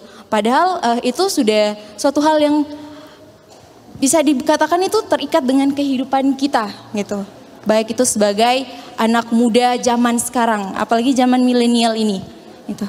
Terima kasih Pak. Iya, pertanyaannya bagaimana membatasi ya? Nah, sekarang kalau saya misalnya datang ke satu rumah yang ada anak remajanya, putri misalnya. Lalu saya lihat katakanlah di ruang tamu ya, ada boneka Doraemon. Kesayangan si anak ini. Lalu saya datang tiba-tiba, adik ini om ambil ya. Itu kan namanya cari perkara. Karena apa? Karena kita tidak berikan dulu pengertian. Kalau kita berikan pengertian, lalu Tuhan bekerja, dia disadarkan, maka bukan saya yang ngambil bonekanya, dia yang bilang, om boneka ini ada sesuatu yang saya tidak suka, saya kasih sama om. Nah jadi sekarang bagi saya, pemahaman kepada setiap fenomena itu bisa berbeda-beda. Tapi kalau kita kembali kepada hal kebenaran ya, di mana kita harus jauh terbebas dari pencemaran-pencemaran yang jahat, maka kita akan otomatis membuang semua yang jahat. Nah itulah yang harus diajarkan. Jadi membatasi itu tanpa pengajaran, itu nanti terjadi konflik. Nah kepada anak remaja sekarang, tidak bisa kita tiba-tiba datang langsung ambil action. Ya. Nah itu penting sekali, misalnya ya dengan pemahaman. Saya tidak tahu apakah ada keluarga orang tua yang mengajarkan anak tentang boneka-boneka tertentu ada setannya. Nah kalau tidak diajarkan, maka nanti anak pasti marah. Jadi pengajaran itu penting untuk membatasi. Nah kalau sudah mengerti, baru kemudian tidak perlu kita suruh membatasi. Dia sendiri akan membatasi dirinya. Nah itu yang harus dilakukan untuk anak-anak zaman sekarang. Perkenalkan, nama saya Echa Lase, saya dari STT Providensia Adonai. Saya mewakili teman-teman semua, saya ada satu pertanyaan untuk Pak narasumber. Jadi dari tadi yang bisa kami pahami bersama, dari cerita dari Bapak narasumber, hampir semua itu yang dilayani adalah memang orang-orang yang mau membuka diri atau mau melepaskan diri dari kuasa kegelapan. Entah dari keluarga tadi anak-anak, yang boneka dan segala macam. Nah, yang menjadi pertanyaan saya, kalau misalnya ada seseorang yang memang dari dulunya dalam kehidupannya itu ada kuasa gelap, tapi dari dirinya sendiri dia nggak ada niat untuk melepaskan itu. Nah, sedangkan posisi kita di sini kita tahu kalau dia memang memiliki itu karena memang kita melihat kehidupannya juga yang bukan menghakimi, tapi memang real kita tahu ada sesuatu yang tidak beres dalam pribadinya itu. Nah bagaimana tindakan kita untuk mengatasi hal tersebut? Karena memang dalam dirinya sendiri dia nggak mau. Demikian pertanyaan saya, terima kasih. Ya bisa dijawab Pak. Ya terima kasih, ini pertanyaan yang sering ditanyakan ya. Kalau mau ya mudah ya, tapi kalau tidak mau, maksudnya tidak ada apa-apa tiba-tiba dia tidak bisa menerima hal-hal seperti ini. Nah saya itu beberapa waktu lalu saya juga berdoa dalam pergumulan yang sama. Tuhan, kan saya mengerti dalam arti Tuhan berikan pengalaman. Lalu bagaimana mereka yang tidak ada pengalaman dan ya pengertian ya. Maka satu yang Tuhan taruh di hati saya itu namanya strategi Yeriko. Strategi meruntuhkan tembok Yeriko. Jadi 7 hari atau dalam 7 hari orang Israel disuruh mengelilingi tanpa bersuara tembok Yeriko. Pada hari yang ke-7 mereka kelilingi 7 kali dan kemudian tembok itu runtuh, mereka masuk. Nah itu yang saya terapkan kepada orang-orang yang katakanlah tidak mau atau tidak peduli, padahal kita tahu mereka dalam bahaya. Maka kita harus punya hati yang hancur, belas kasihan Tuhan memenuhi hati kita untuk mendoakan orang-orang yang tidak mau dikasih tahu. Dan yang uniknya Tuhan bisa pakai berbagai macam cara. Dan salah satu yang saya temukan, pada awalnya dia nggak mau mengeraskan hati, nggak mau, pokoknya nggak mau dikasih tahu, nggak mau misalnya menyerahkan atau apa. Tiba-tiba kerasukan. Begitu kerasukan, langsung bilang, Pak, ini Pak. Jadi ada orang yang dia kesadaran langsung, ada yang tunggu setan sadarkan dia. Maka saya sering bilang sama mahasiswa, jangan nanti setan yang sadarkan kamu. Tuhan pakai setan untuk kamu bertobat. Sebelum itu sadar, dengarkan firman, dengarkan teguran. Nah itu yang kita harus punya hati seperti itu. Jangan kita marah-marah lalu kita ngotot. Tidak, kamu harus buang itu, harus bakar itu. Waduh, itu namanya kita jadi perang. Tapi kita dengan sungguh-sungguh Tuhan, adikku terlibat game. Kecanduan game, hari-hari main game. Maka kita berdoa di kamar kita, menangisi, meminta belas kasihan Tuhan supaya Tuhan jamah adik kita. Dan nanti dia bilang sama kita, kakak, saya sudah gak mau lagi main game ini, buang aja. Kira-kira begitu ya. Terima kasih, ini pertanyaan yang cukup sering ditanyakan dan perlu kita ketahui bersama. Jadi untuk sampai orang itu bertobat kembali kepada Tuhan, tidak perlu kita marah-marah, perang terjadi, tidak perlu. Yeriko, terima kasih. Ya, ini kita udah ada pertanyaan dari live chat ya. Ya, dari Bapak atau saudara dari Bapak, Maniar Aritonang. Pertanyaannya itu, apakah hujan dari setan? Ya, ini pertanyaannya. Ya, itu pertanyaannya Pak. Apakah hujan itu dari setan? Hujan yang mana? Oke, mungkin ada beberapa ini ya, yang dimaksud hujan yang apa? Hujan tadi sore. Kalau menurut saudara dari setan apa bukan? Hujan tadi. Ya, ada yang bilang iya, ada yang bilang tidak. Nah, kadang-kadang setannya nanti ngomong, saya yang kirim hujan. Ya, tapi juga yang paling penting bagi saya, Tuhan yang kasih tahu. Nah, apakah hujan dari setan? Kalau saya mau bilang yang pertama, hujan dari Tuhan dulu. Karena segala sesuatu itu bersumber dari pencipta langit dan bumi ini. Nanti setan baru buat tambah-tambah. Makanya ada tongkat Musa, ada tongkat ahli sihir. Dua-duanya jadi ular. Tapi yang sihir ikut-ikut tongkat Musa.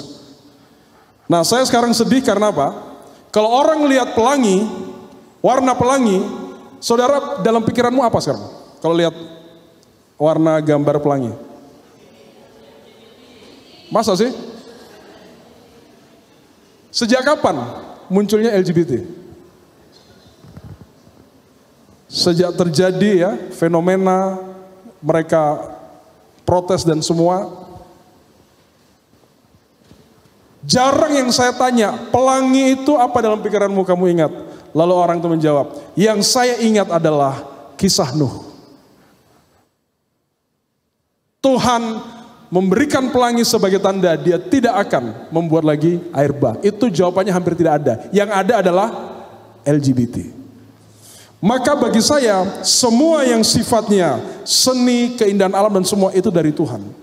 Tapi sudah diselewengkan oleh setan dan dipakai oleh setan. Makanya hujan apakah dari setan? Yang pasti itu dari Tuhan. Tapi apakah setan bisa turunkan hujan? Bisa sekali. Karena beberapa tahun lalu saya lagi pelayanan pribadi di rumah, di sini sedang ada ibadah, dan ketika sedang ada setan anak ini kerasukan, lalu dia bilang begini, saya bisa datangkan hujan sekarang sama badai. Lalu saya mulai dengar di ujung sana, di mana itu, di arah pujian sana ya, saya mulai dengar geluduk gitu. Lalu saya bilang, dengar ya, dalam nama Yesus, hujan badai yang mau mengacaukan ibadah di Bukit Zaitun, saya batalkan dalam nama Yesus. Hujan pun batal. Jadi setan punya kuasa karena dia berkuasa. Tapi ingat, kita punya Tuhan yang maha kuasa. Maka apapun yang dia lakukan untuk mencelakai, untuk melakukan yang jahat pada kita, kita bisa lawan dalam nama Yesus. Karena Tuhan yang pencipta awal dari segala sesuatu, termasuk hujan. Amin. Shalom. Shalom. Ya, saya ingin bertanya kepada Bapak narasumber Pak Selumil Tekaliwang berkaitan dengan bisa namanya, permisi Kak, bisa namanya Kak? Oh ya, maaf. Kenalkan, nama saya Niko Arjuna dari Satu Teologi. Nah, pertanyaan saya begini Pak. Awalnya kan tadi Bapak jelaskan berkaitan dengan cara kerja iblis yang modern ini dengan mempergunakan segala sesuatu seperti boneka yang men-trigger kita sehingga membatasi diri kita untuk tidak ikut dalam perkembangan kreatif seseorang. Nah, jadi apakah dengan secara tidak langsung kita sudah mulai tunduk kepada iblis karena ruang gerak dan ruang lingkup kreatif kita tidak kita kembangkan? Sekian, terima kasih. Iya, terima kasih untuk saudara Niko ya. Maaf ini Silo. Apakah dengan demikian membatasi ruang gerak kita? Kalau secara yang kasat mata dan orang punya pemahaman yang keliru, dia bilang iya. Tapi kekristenan itu kan kebebasan, kemerdekaan di dalam batas. Dan di dalam batas itu, itulah kandang dan itulah rumput hijau yang Tuhan sediakan. Dan kalau kita sudah dapatkan rumput hijau, kita sudah gak ingin yang lain. Maka orang yang mungkin terikat dengan sesuatu, misalnya boneka atau apa, kalau dia mengalami jamahan Tuhan, dia sudah gak perlu hal-hal itu. Dan dia akan bilang, saya senang, saya bersuka cita, saya dekat sama Tuhan, saya tidak dekat sama boneka-boneka, khususnya boneka yang berbahaya. Jadi itu sudut pandang. Ya, maka banyak di antara orang yang tidak di dalam Tuhan atau mungkin belum sungguh-sungguh merasa Kristen itu banyak aturan dan banyak kekangan. Tapi seorang yang mengalami jatuh cinta, saya katakan yang umum dulu ya, bagi orang lain itu adalah satu yang berat, tapi kalau jatuh cinta itu jadi menyenangkan. Karena kita tahu yang kita lakukan menyenangkan nona kita. Maka orang perlu alami jamahan Tuhan, sehingga dia mengalami kemerdekaan yang dibatasi oleh firman, dan bagi dia Tuhan adalah gembalaku. Itu sudah cukup. Terima kasih. Ya, baik. Mungkin masih ada dari Bapak Ibu saudara-saudari yang terkasih. Oh, yang di kakak di depan. Terima kasih, nama saya Febri Kristina. Ini pertanyaan terkait di poin ketiga tadi. Yang pertama kan menyadari, kemudian yang kedua dilepaskan, yang ketiga menghadapi. Nah ini pengalaman pribadi saya, kebetulan saya baru mengalami Tuhan, baru mengalami proses pelepasan akhir bulan Desember 2022. Nah sebelum saya dilayani pelepasan, saya itu sering tindihan gitu dan orangnya penakut, takut setan, takut gelap kayak gitu-gitu. Nah setelah itu, setelah pelepasan dilakukan bulan Desember itu saya nggak pernah lagi tindihan. Dan pada bulan Maret tahun 2023 saya masuk dalam sebuah komsel dan saya mengikuti ada menara doa. Waktu itu telekonferensi gitu ya, jadi online. Saya ada 4 orang, kami ada 4 orang, saya dan ketiga teman saya. Nah waktu itu menara doanya kami lakukan dari jam 8 malam sampai jam 10 malam. Setelah 2 jam menara doa saya merasa kurang puas gitu, dan waktu itu saya memutuskan untuk jam 12 malam saya mau penyembahan sendiri, saya mau berdoa sendiri sama Tuhan. Dan waktu itu jam 12 sampai jam 1 malam. Nah sekitar hampir pagi tiba-tiba saya tindihan gitu. Jadi tindihannya kali ini saya nggak takut sama sekali, tapi saya benar-benar bergumul kayak ada sebuah bayangan gitu, kepala hitam. Saya bisa buka mata, tapi saya bergumul banget dan itu lama. Tapi saya nggak takut sama sekali. Waktu itu saya ingat pernah nonton channelnya Kak Semi bilang kalau kita mengusir setan, kita tuh harus tahu namanya. Dan waktu itu setelah saya ingat hal itu, terus saya langsung bilang dalam nama Yesus Beelzebul keluar. Nah setelah itu tindihannya hilang. Nah pas jam 4 pagi teman saya yang salah satu tiba-tiba dia WA saya. Padahal kita nggak pernah WA jam segitu ya. Dia bilang, Kak V, aku habis mimpi, Kak V lagi bergumul sama Lucifer. Dia bilang gitu, saya juga nggak ngerti ya kan itu cuma mimpi gitu. Terus waktu saya konfirmasi paginya sama 2 orang temen, saya tanya yang satunya, kamu gimana, tidurnya aman? Enggak apa-apa sih, cuman bangun pagi tuh badanku sakit semua. Terus yang satunya dia bilang kalau nggak bisa tidur sampai pagi. Nah pertanyaan saya terkait di poin yang ketiga itu untuk menghadapi ya. Sebenarnya sejak kejadian itu sampai detik ini saya nggak pernah tindian lagi sih. Cuman kenapa ya kok bisa? Kan saya sudah berdoa dalam nama Tuhan Yesus, dan kalau misalnya itu terjadi lagi, apa yang harus saya lakukan? Terima kasih. Iya, terima kasih. Ini adik saya ya. Sama-sama kita dulu melayani di Sebaut Penari Urbana.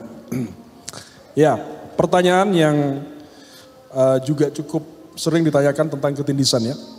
Maka ada dua macam jenis ketindisan. Ketindisan pertama karena terlibat praktik okultisme dan kemudian akhirnya mengalami gangguan-gangguan setan. Ketindisan yang kedua adalah kita dekat dengan Tuhan, sungguh-sungguh dengan Tuhan, tapi tiba-tiba alami. Nah itu saya bedakan dua model itu.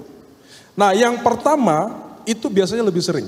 Kalau orang terlibat, tapi dia juga misalnya melayani gitu ya, setengah-setengah begitu.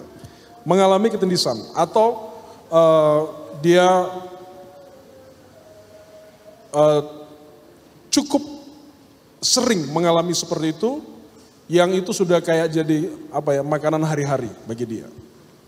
Nah, yang pertama itu berarti dia perlu dilepaskan dari ikatan terhadap, biasanya itu ada praktik okultisme atau juga ada unsur kedagingan yang sudah ditunggangi oleh setan. Nah, itu dia perlu ditolong.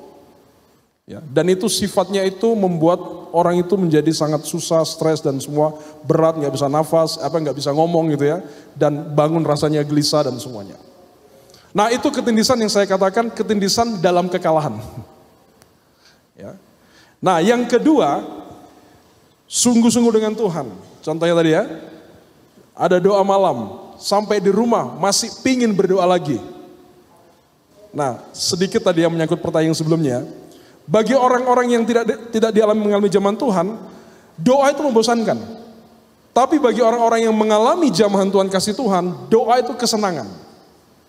Dan dilakukan lalu kemudian mengalami ketindisan.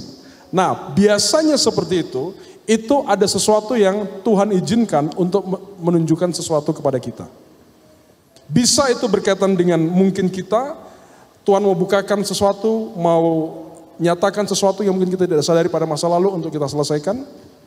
Atau pada waktu saya sedang tidur di rumah, tiba-tiba saya merasa ada sosok yang masuk ke kamar saya, berdiri di samping tempat tidur saya, lalu kemudian saya nggak bisa bergerak.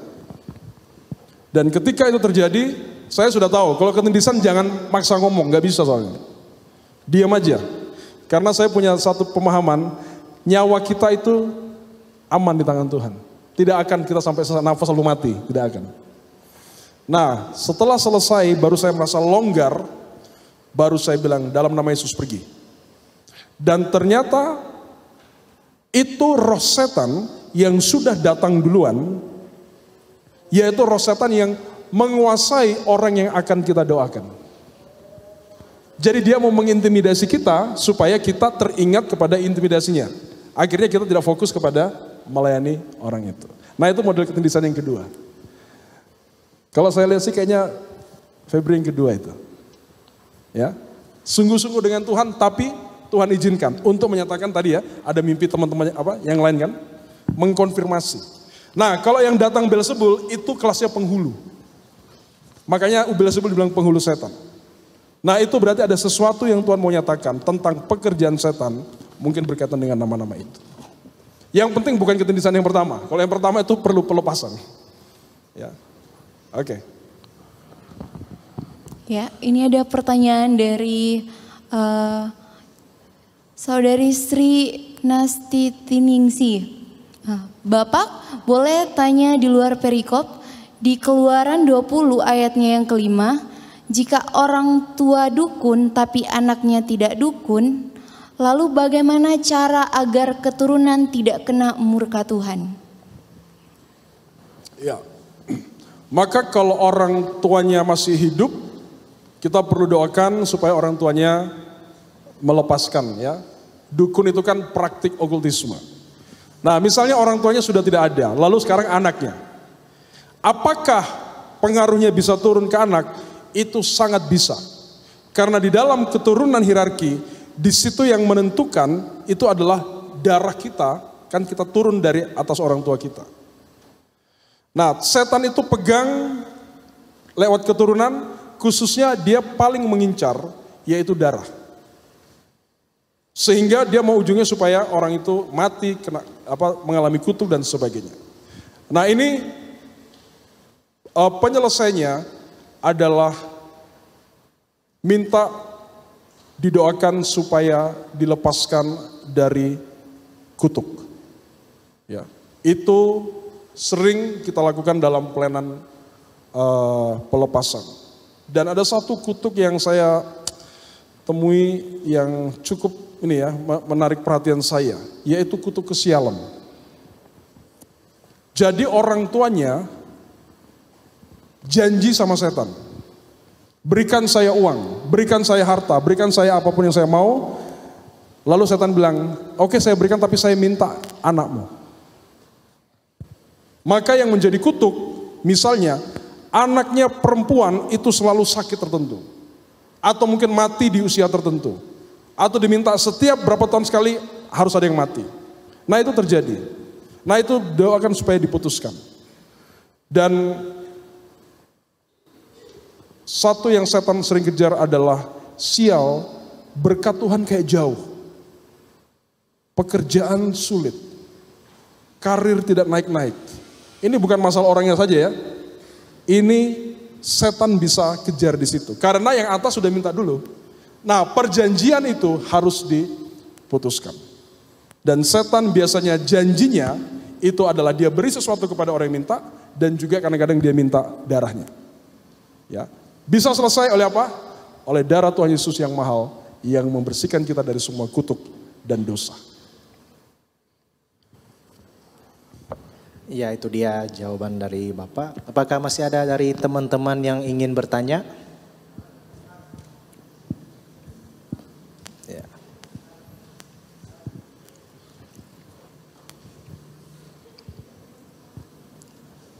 Shalom. Shalom Pak. Salam. Nama saya Daniel Ardiansyah Pak.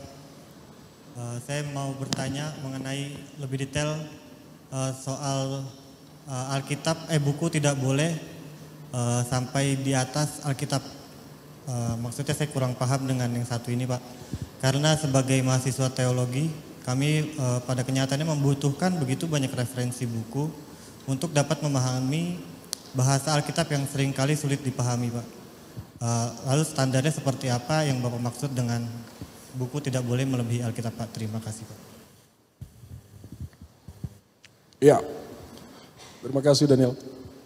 Jadi sebagai mahasiswa teologi, buku-buku yang kita miliki dalam rangka kita menggali, mendalami hermeneutik, homiletik ya, dan segala macam, kan tujuannya untuk kita boleh memahami lebih dalam tentang Alkitab.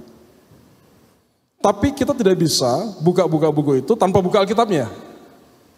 Alkitab yang harus jadi patokannya kan, baru yang lainnya dia akan menolong. Nah, itu dalam konteks ini. Tapi yang saya maksudkan lebih daripada yang lain, yang tadi itu maksudnya buku-buku lain. Filsafat-filsafat dunia yang kita baca melebihi dari Alkitab ini. Sehingga akhirnya itu yang mempengaruhi kita lebih daripada kebenaran. Nah, maka sikap hati itu penting. Tujuannya apa? Kita memakai Bible Works, kita memakai accordance ya, logos, software Alkitab. Semua itu tujuannya kita mau mendalami firman.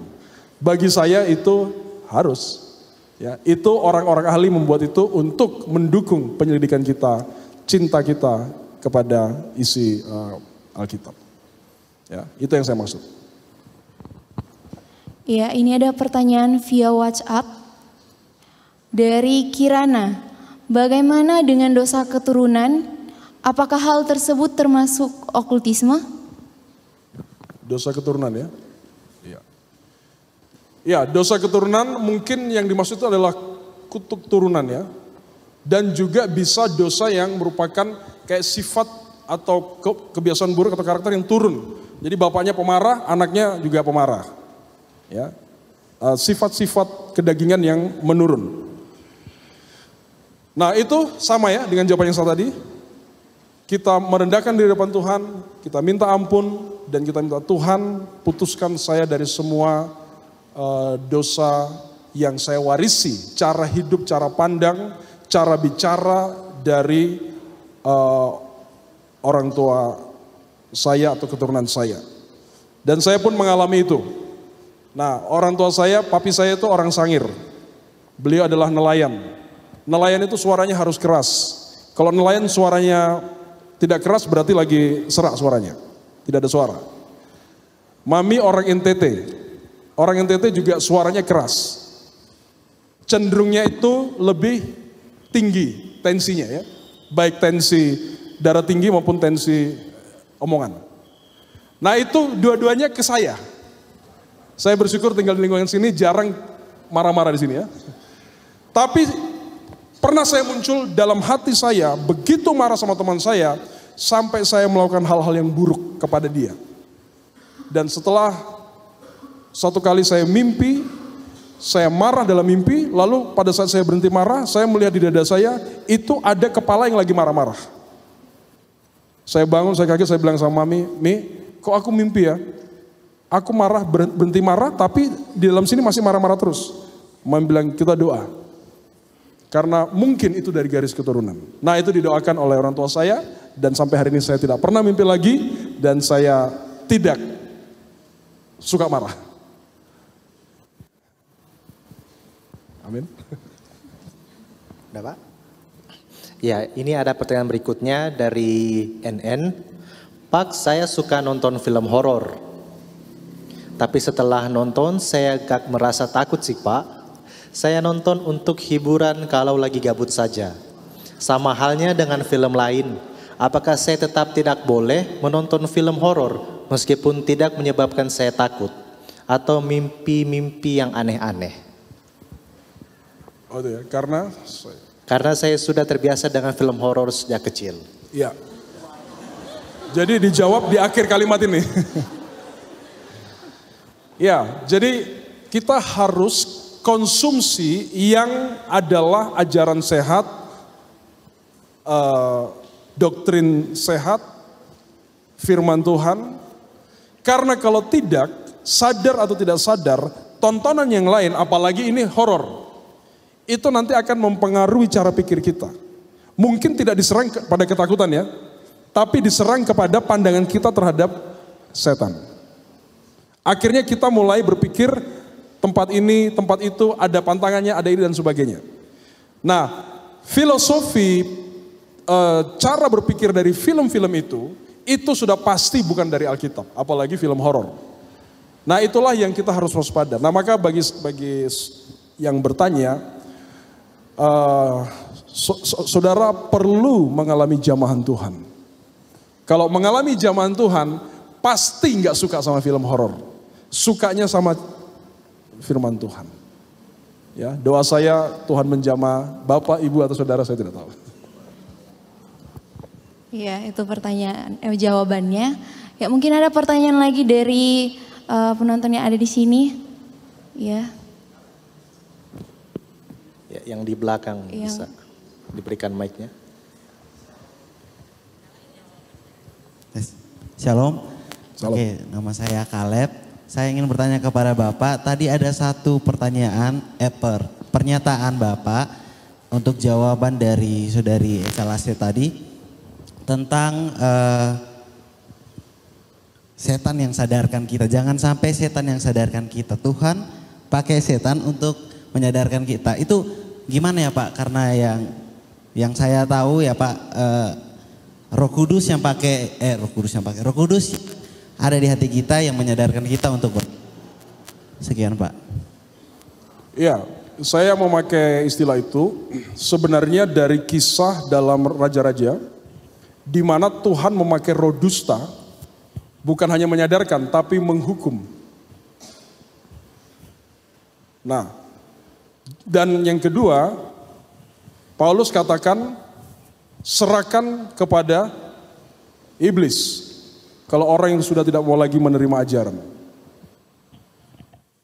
Nah, maka saya pribadi tentu kalau bertemu dengan orang saya tidak langsung seperti itu ya. Saya bilang, Tuhan mengasihimu, Roh Kudus ingatkan kamu, tegur kamu dan semua. Tapi ada orang yang memang gak mau ditegur. Kepala batu, keras hati. Nah, kadang-kadang dengan orang yang demikian, saya bilang, Tuhan, kami sudah beritakan, kami sudah kasih tahu, kami sudah nasihatkan, masih mengeraskan hati, masih simpan Doraemon, masih simpan Manchester United. Maka biarlah orang itu berhadapan dengan setan-setan. Nah, tidak selalu setan ya. Kadang-kadang Tuhan bisa pakai musibah, Tuhan bisa pakai sakit penyakit untuk membuat orang itu menjadi sadar dan bertobat. Ya. Nah, ini dua hal itu ya yang mengapa saya bilang biar setan-setan yang sadarkan. Karena dengan apa yang kita lakukan berdasarkan firman, menegur, kadang-kadang Roh Kudus kasih tahu nggak mau dengar loh. Kan bisa orang menolak Roh Kudus. Bahkan ujungnya menghujat Roh Kudus. Karena keras hati. Nah, itu diserahkan kepada setan-setan. Nah, itu sebenarnya dasarnya demikian. Ya, itu dia jawaban dari Bapak. Akan ada pertanyaan berikutnya dari NN lagi. Shalom Kak, saya mau bertanya. Apakah pengajaran psikologi tentang kasus kesurupan itu adalah suatu kesesatan berdasarkan iman Kristen? Misalnya penyakit epilepsi dan sebagainya. Ya, itu dia. Kita tinggal di bumi, hidup di dunia yang sekarang ini, tapi kewarganegaraan kan sorga.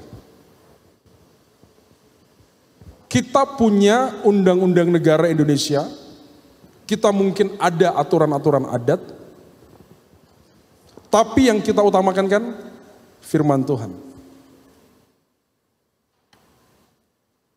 Maka kita ada juga banyak ilmu, banyak pengetahuan, tapi sebagai orang percaya, maka firman, bahkan saya mau katakan teologia, dari hasil penyelidikan orang akan firman, itu tidak boleh di bawahnya ilmu-ilmu yang lain.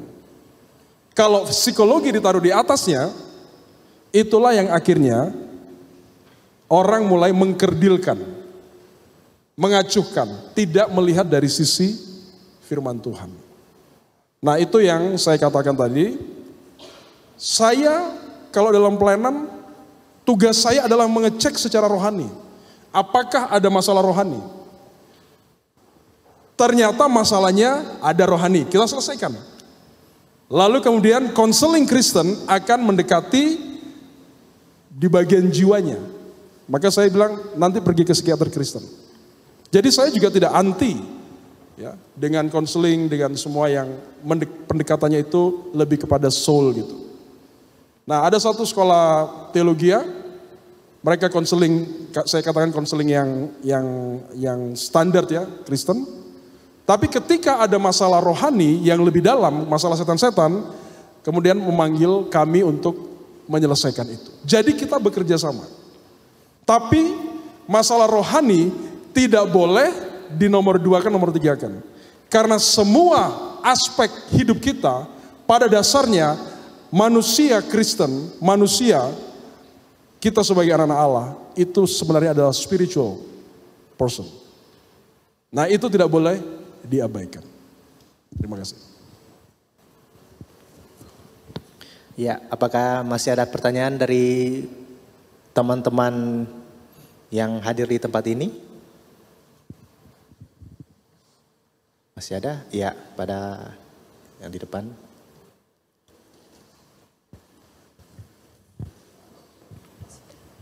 Ya, shalom. Perkenalkan Bapak, saya Johanna Pupela dari tingkat 1 teologi. Saya akan bertanya, yang pertama-tama bagaimana dengan orang yang pernah jatuh dalam dosa, kemudian tadi kan Bapak bilang sendiri bahwa dia kesadaran kemudian dilayani dan dilepaskan. Tapi musuh paling pertama kan adalah diri sendiri. Bagaimana orang yang sudah jatuh dalam dosa dia sudah dilayani, dilepaskan, tapi seiring berjalannya waktu dia jatuh lagi. Bagaimana cara dia menangani dirinya sendiri? Apakah dia bisa menangani dirinya sendiri atau masih membutuhkan bantuan orang lain? Dan apakah itu masih perlunya follow up lanjut atau tidak? Ya, terima kasih. Maka kita membedakan antara hidup dalam dosa dan jatuh dalam dosa. Seorang yang sudah dibaharui roh dan pikirannya, dibaharui hatinya, seharusnya dia itu hidup dalam kebenaran, mungkin sewaktu-waktu terpleset jatuh dalam dosa. Maka Raja Daud ini orang yang diakui oleh penulis bahkan oleh Tuhan Yesus sendiri. Tapi dia pernah jatuh. Tapi dia menyesal, dia puasa 1 minggu. Supaya anaknya itu tidak mati. Dia bertobat, dia tidak hukum Nathan. Padahal Nathan ini bisa dibunuh kalau dia mau. Orang yang sangat rendah hati. Nathan di samping saya.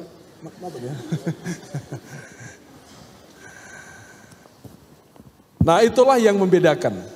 Maka kalau seseorang mengalami katakanlah kerasukan, dilepaskan dan semua, maka perlu follow up, perlu dia sendiri dekat pada Tuhan, baca firman. Tuhan kalau orang mengalami pelepasan pasti gairah rohani itu kan naik. Pasti dia senang dengan Tuhan. Tapi begitu tidak mengikuti apa nasihat, ajaran, baik konselor atau apapun itu, bisa kembali terseret. Itu pengalaman pribadi saya. Dan ketika saya sudah terpuruk jauh dengan satu dosa tertentu, saya akhirnya bilang begini, Tuhan, saya pasrah Tuhan, saya nggak tahu bagaimana caranya lepas dari ini, Tuhan tolong saya. Nah Tuhan menilai, oh dia ini sudah pasrah dia, maka Tuhan berikan saya jalan keluar. Maka kita tidak lagi hidup dalam dosa ya. Kalau hidup dalam dosa, hari-hari buat dosa, hari-hari memaki, ngomong kotor, nanti hari Sabtu berhenti karena besok mau pelayanan. Itu hidup dalam dosa. Orang yang mengalami jamahan Tuhan, dia takut Tuhan, dan saya suka Alkitab katakan, Yakub itu, dia melihat bapaknya Ishak. Ishak ini adalah orang yang segan kepada Tuhan. Hormat. Makanya membuat dosa itu mikir-mikir. Ya, itulah yang saya alami pribadi, dan puji Tuhan, saya tidak lagi hidup dalam dosa. Mungkin saya bisa terpleset, tapi saya langsung rasa tidak nyaman, tidak damai, dan saya langsung kembali kepada Tuhan. Dosa saya bukan dosa yang saya lakukan masa lalu. Kebanyakan di handphone. Roh Kudus ingatkan, kamu terlalu banyak di handphone. Saya datang pada Tuhan, berdoa, menangis. Tuhan angkat saya kembali. Nah itu seharusnya begitu. Ya, jadi proses ya, kalian Yohana tingkat 1 ya, naik tingkat harus makin hidupnya dalam kebenaran. Kalau terpleset, kembali kepada Tuhan, segera. Ya, terima kasih. Ya mungkin masih ada pertanyaan lagi. Ya.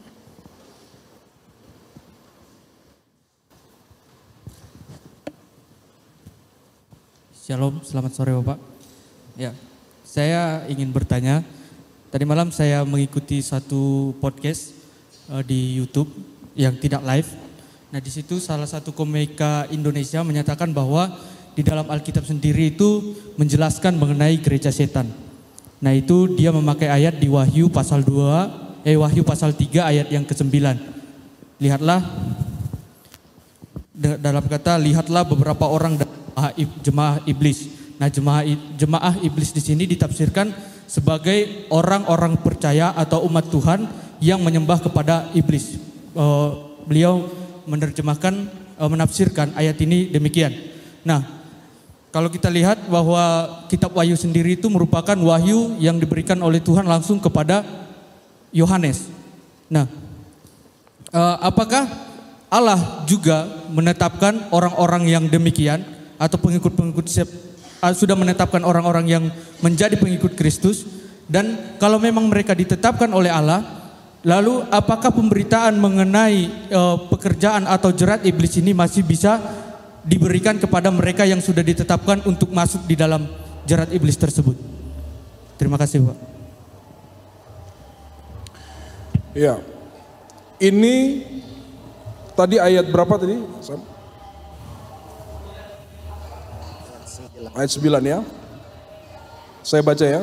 Lihatlah beberapa orang dari jemaah iblis, yaitu mereka yang menyebut dirinya orang Yahudi, tapi yang sebenarnya tidak demikian, melainkan berdusta akan kuserahkan kepadamu dan seterusnya. Nah, jemaah iblis itu juga di bahasa Inggrisnya itu synagogue of Satan. Jadi artinya orang yang memang yang dijadikan Tuhan itu adalah iblis. Nah, ada yang praktisi langsung. Ya, sedangkan gereja setan yang kita bahas tadi, mereka bilang iblis nggak ada. Tuhan itu diri saya. Ya. Jadi ada orang yang mempraktikkan langsung, ada juga aliran setan yang lain yang memang mereka lihat iblis sebagai yang tertingginya mereka, taste-nya mereka itu the devil, gitu, Satan. Nah, tapi juga ada orang yang memang dia tidak seperti ini, tetapi dia melakukan apa yang iblis mau. Kan prinsip kita sebagai anak Tuhan, kita harus melakukan apa yang Tuhan mau, menyenangkan hati Tuhan. Begitu juga dengan orang-orang yang dikatakan sebagai jemaah iblis. Nah, kalau sudah menyangkut masalah orang-orang pilihan, orang-orang yang sudah ditentukan, nah ini bagi saya ini ranahnya pikiran dan kedaulatan Tuhan. Ya. Dan ada pertanyaan yang kadang-kadang muncul adalah apakah orang-orang yang demikian bisa kembali atau bisa bertobat? Apalagi kalau mereka sudah ditentukan. Nah, yang menjadi pertanyaan dan permasalahan secara teologis, bagaimana kita bisa tahu orang itu ditetapkan dan tidak? Ya. Itu tidak semudah itu. Ada orang yang hidupnya kayak kambing, tapi di ujungnya jadi domba. Maksudnya di ujungnya dia bertobat, lalu dia mati. Itu misteri ilahi. Nah, ada orang yang hidupnya itu wah luar biasa, tapi dia fail di ujung hidupnya. Nah, itulah yang saya maksudkan. Bagi saya, yang penting sekarang ini, ketika engkau mendengar kebenaran, misalnya ya, kepada orang-orang jemaah iblis, dan dalam di sini ya, menyebut diri orang Yahudi dan sebagian, yang penting apakah engkau meresponi panggilan Tuhan untuk kembali kepada Tuhan. Kalau saya sudah masalah domba dan kambing, pilihan dan bukan, bagi saya itu adalah ranah dan area dari Tuhan dan kedaulatannya. Kita kerjakan apa yang bisa kita kerjakan, menegur, menginjili, ya, dan mengajak orang untuk kembali kepada Tuhan. Ya. Nah itu mungkin itu yang saya bisa jawab. Termasuk Anton LaVey di akhir hidupnya katanya dia bertobat. Ada satu info tulisan mengatakan demikian. Nah kita tidak tahu. Dan yang pasti kita hanya bisa lihat nanti di sorga, ketemu nggak sama Anton LaVey? Kita nggak pernah tahu. Ya, baik. Jadi saya pikir itu jawaban saya dan doa saya sama semua yang hadir di sini, juga Bapak Ibu yang di rumah. Di sini kita ketemu, tapi di sorga kita harus juga ketemu. Amin. Ya, karena kita dibatasi oleh waktu, ya sesi tanya jawab kita telah selesai. Kita berdoa biar ada seminar okultisme yang kedua, ya bisa di-tag para panitia yang ada. Ya, terima kasih untuk narasumber kita Bapak Selumiel Takaliwang. Kiranya Tuhan memberkati untuk setiap jawaban yang diberikan.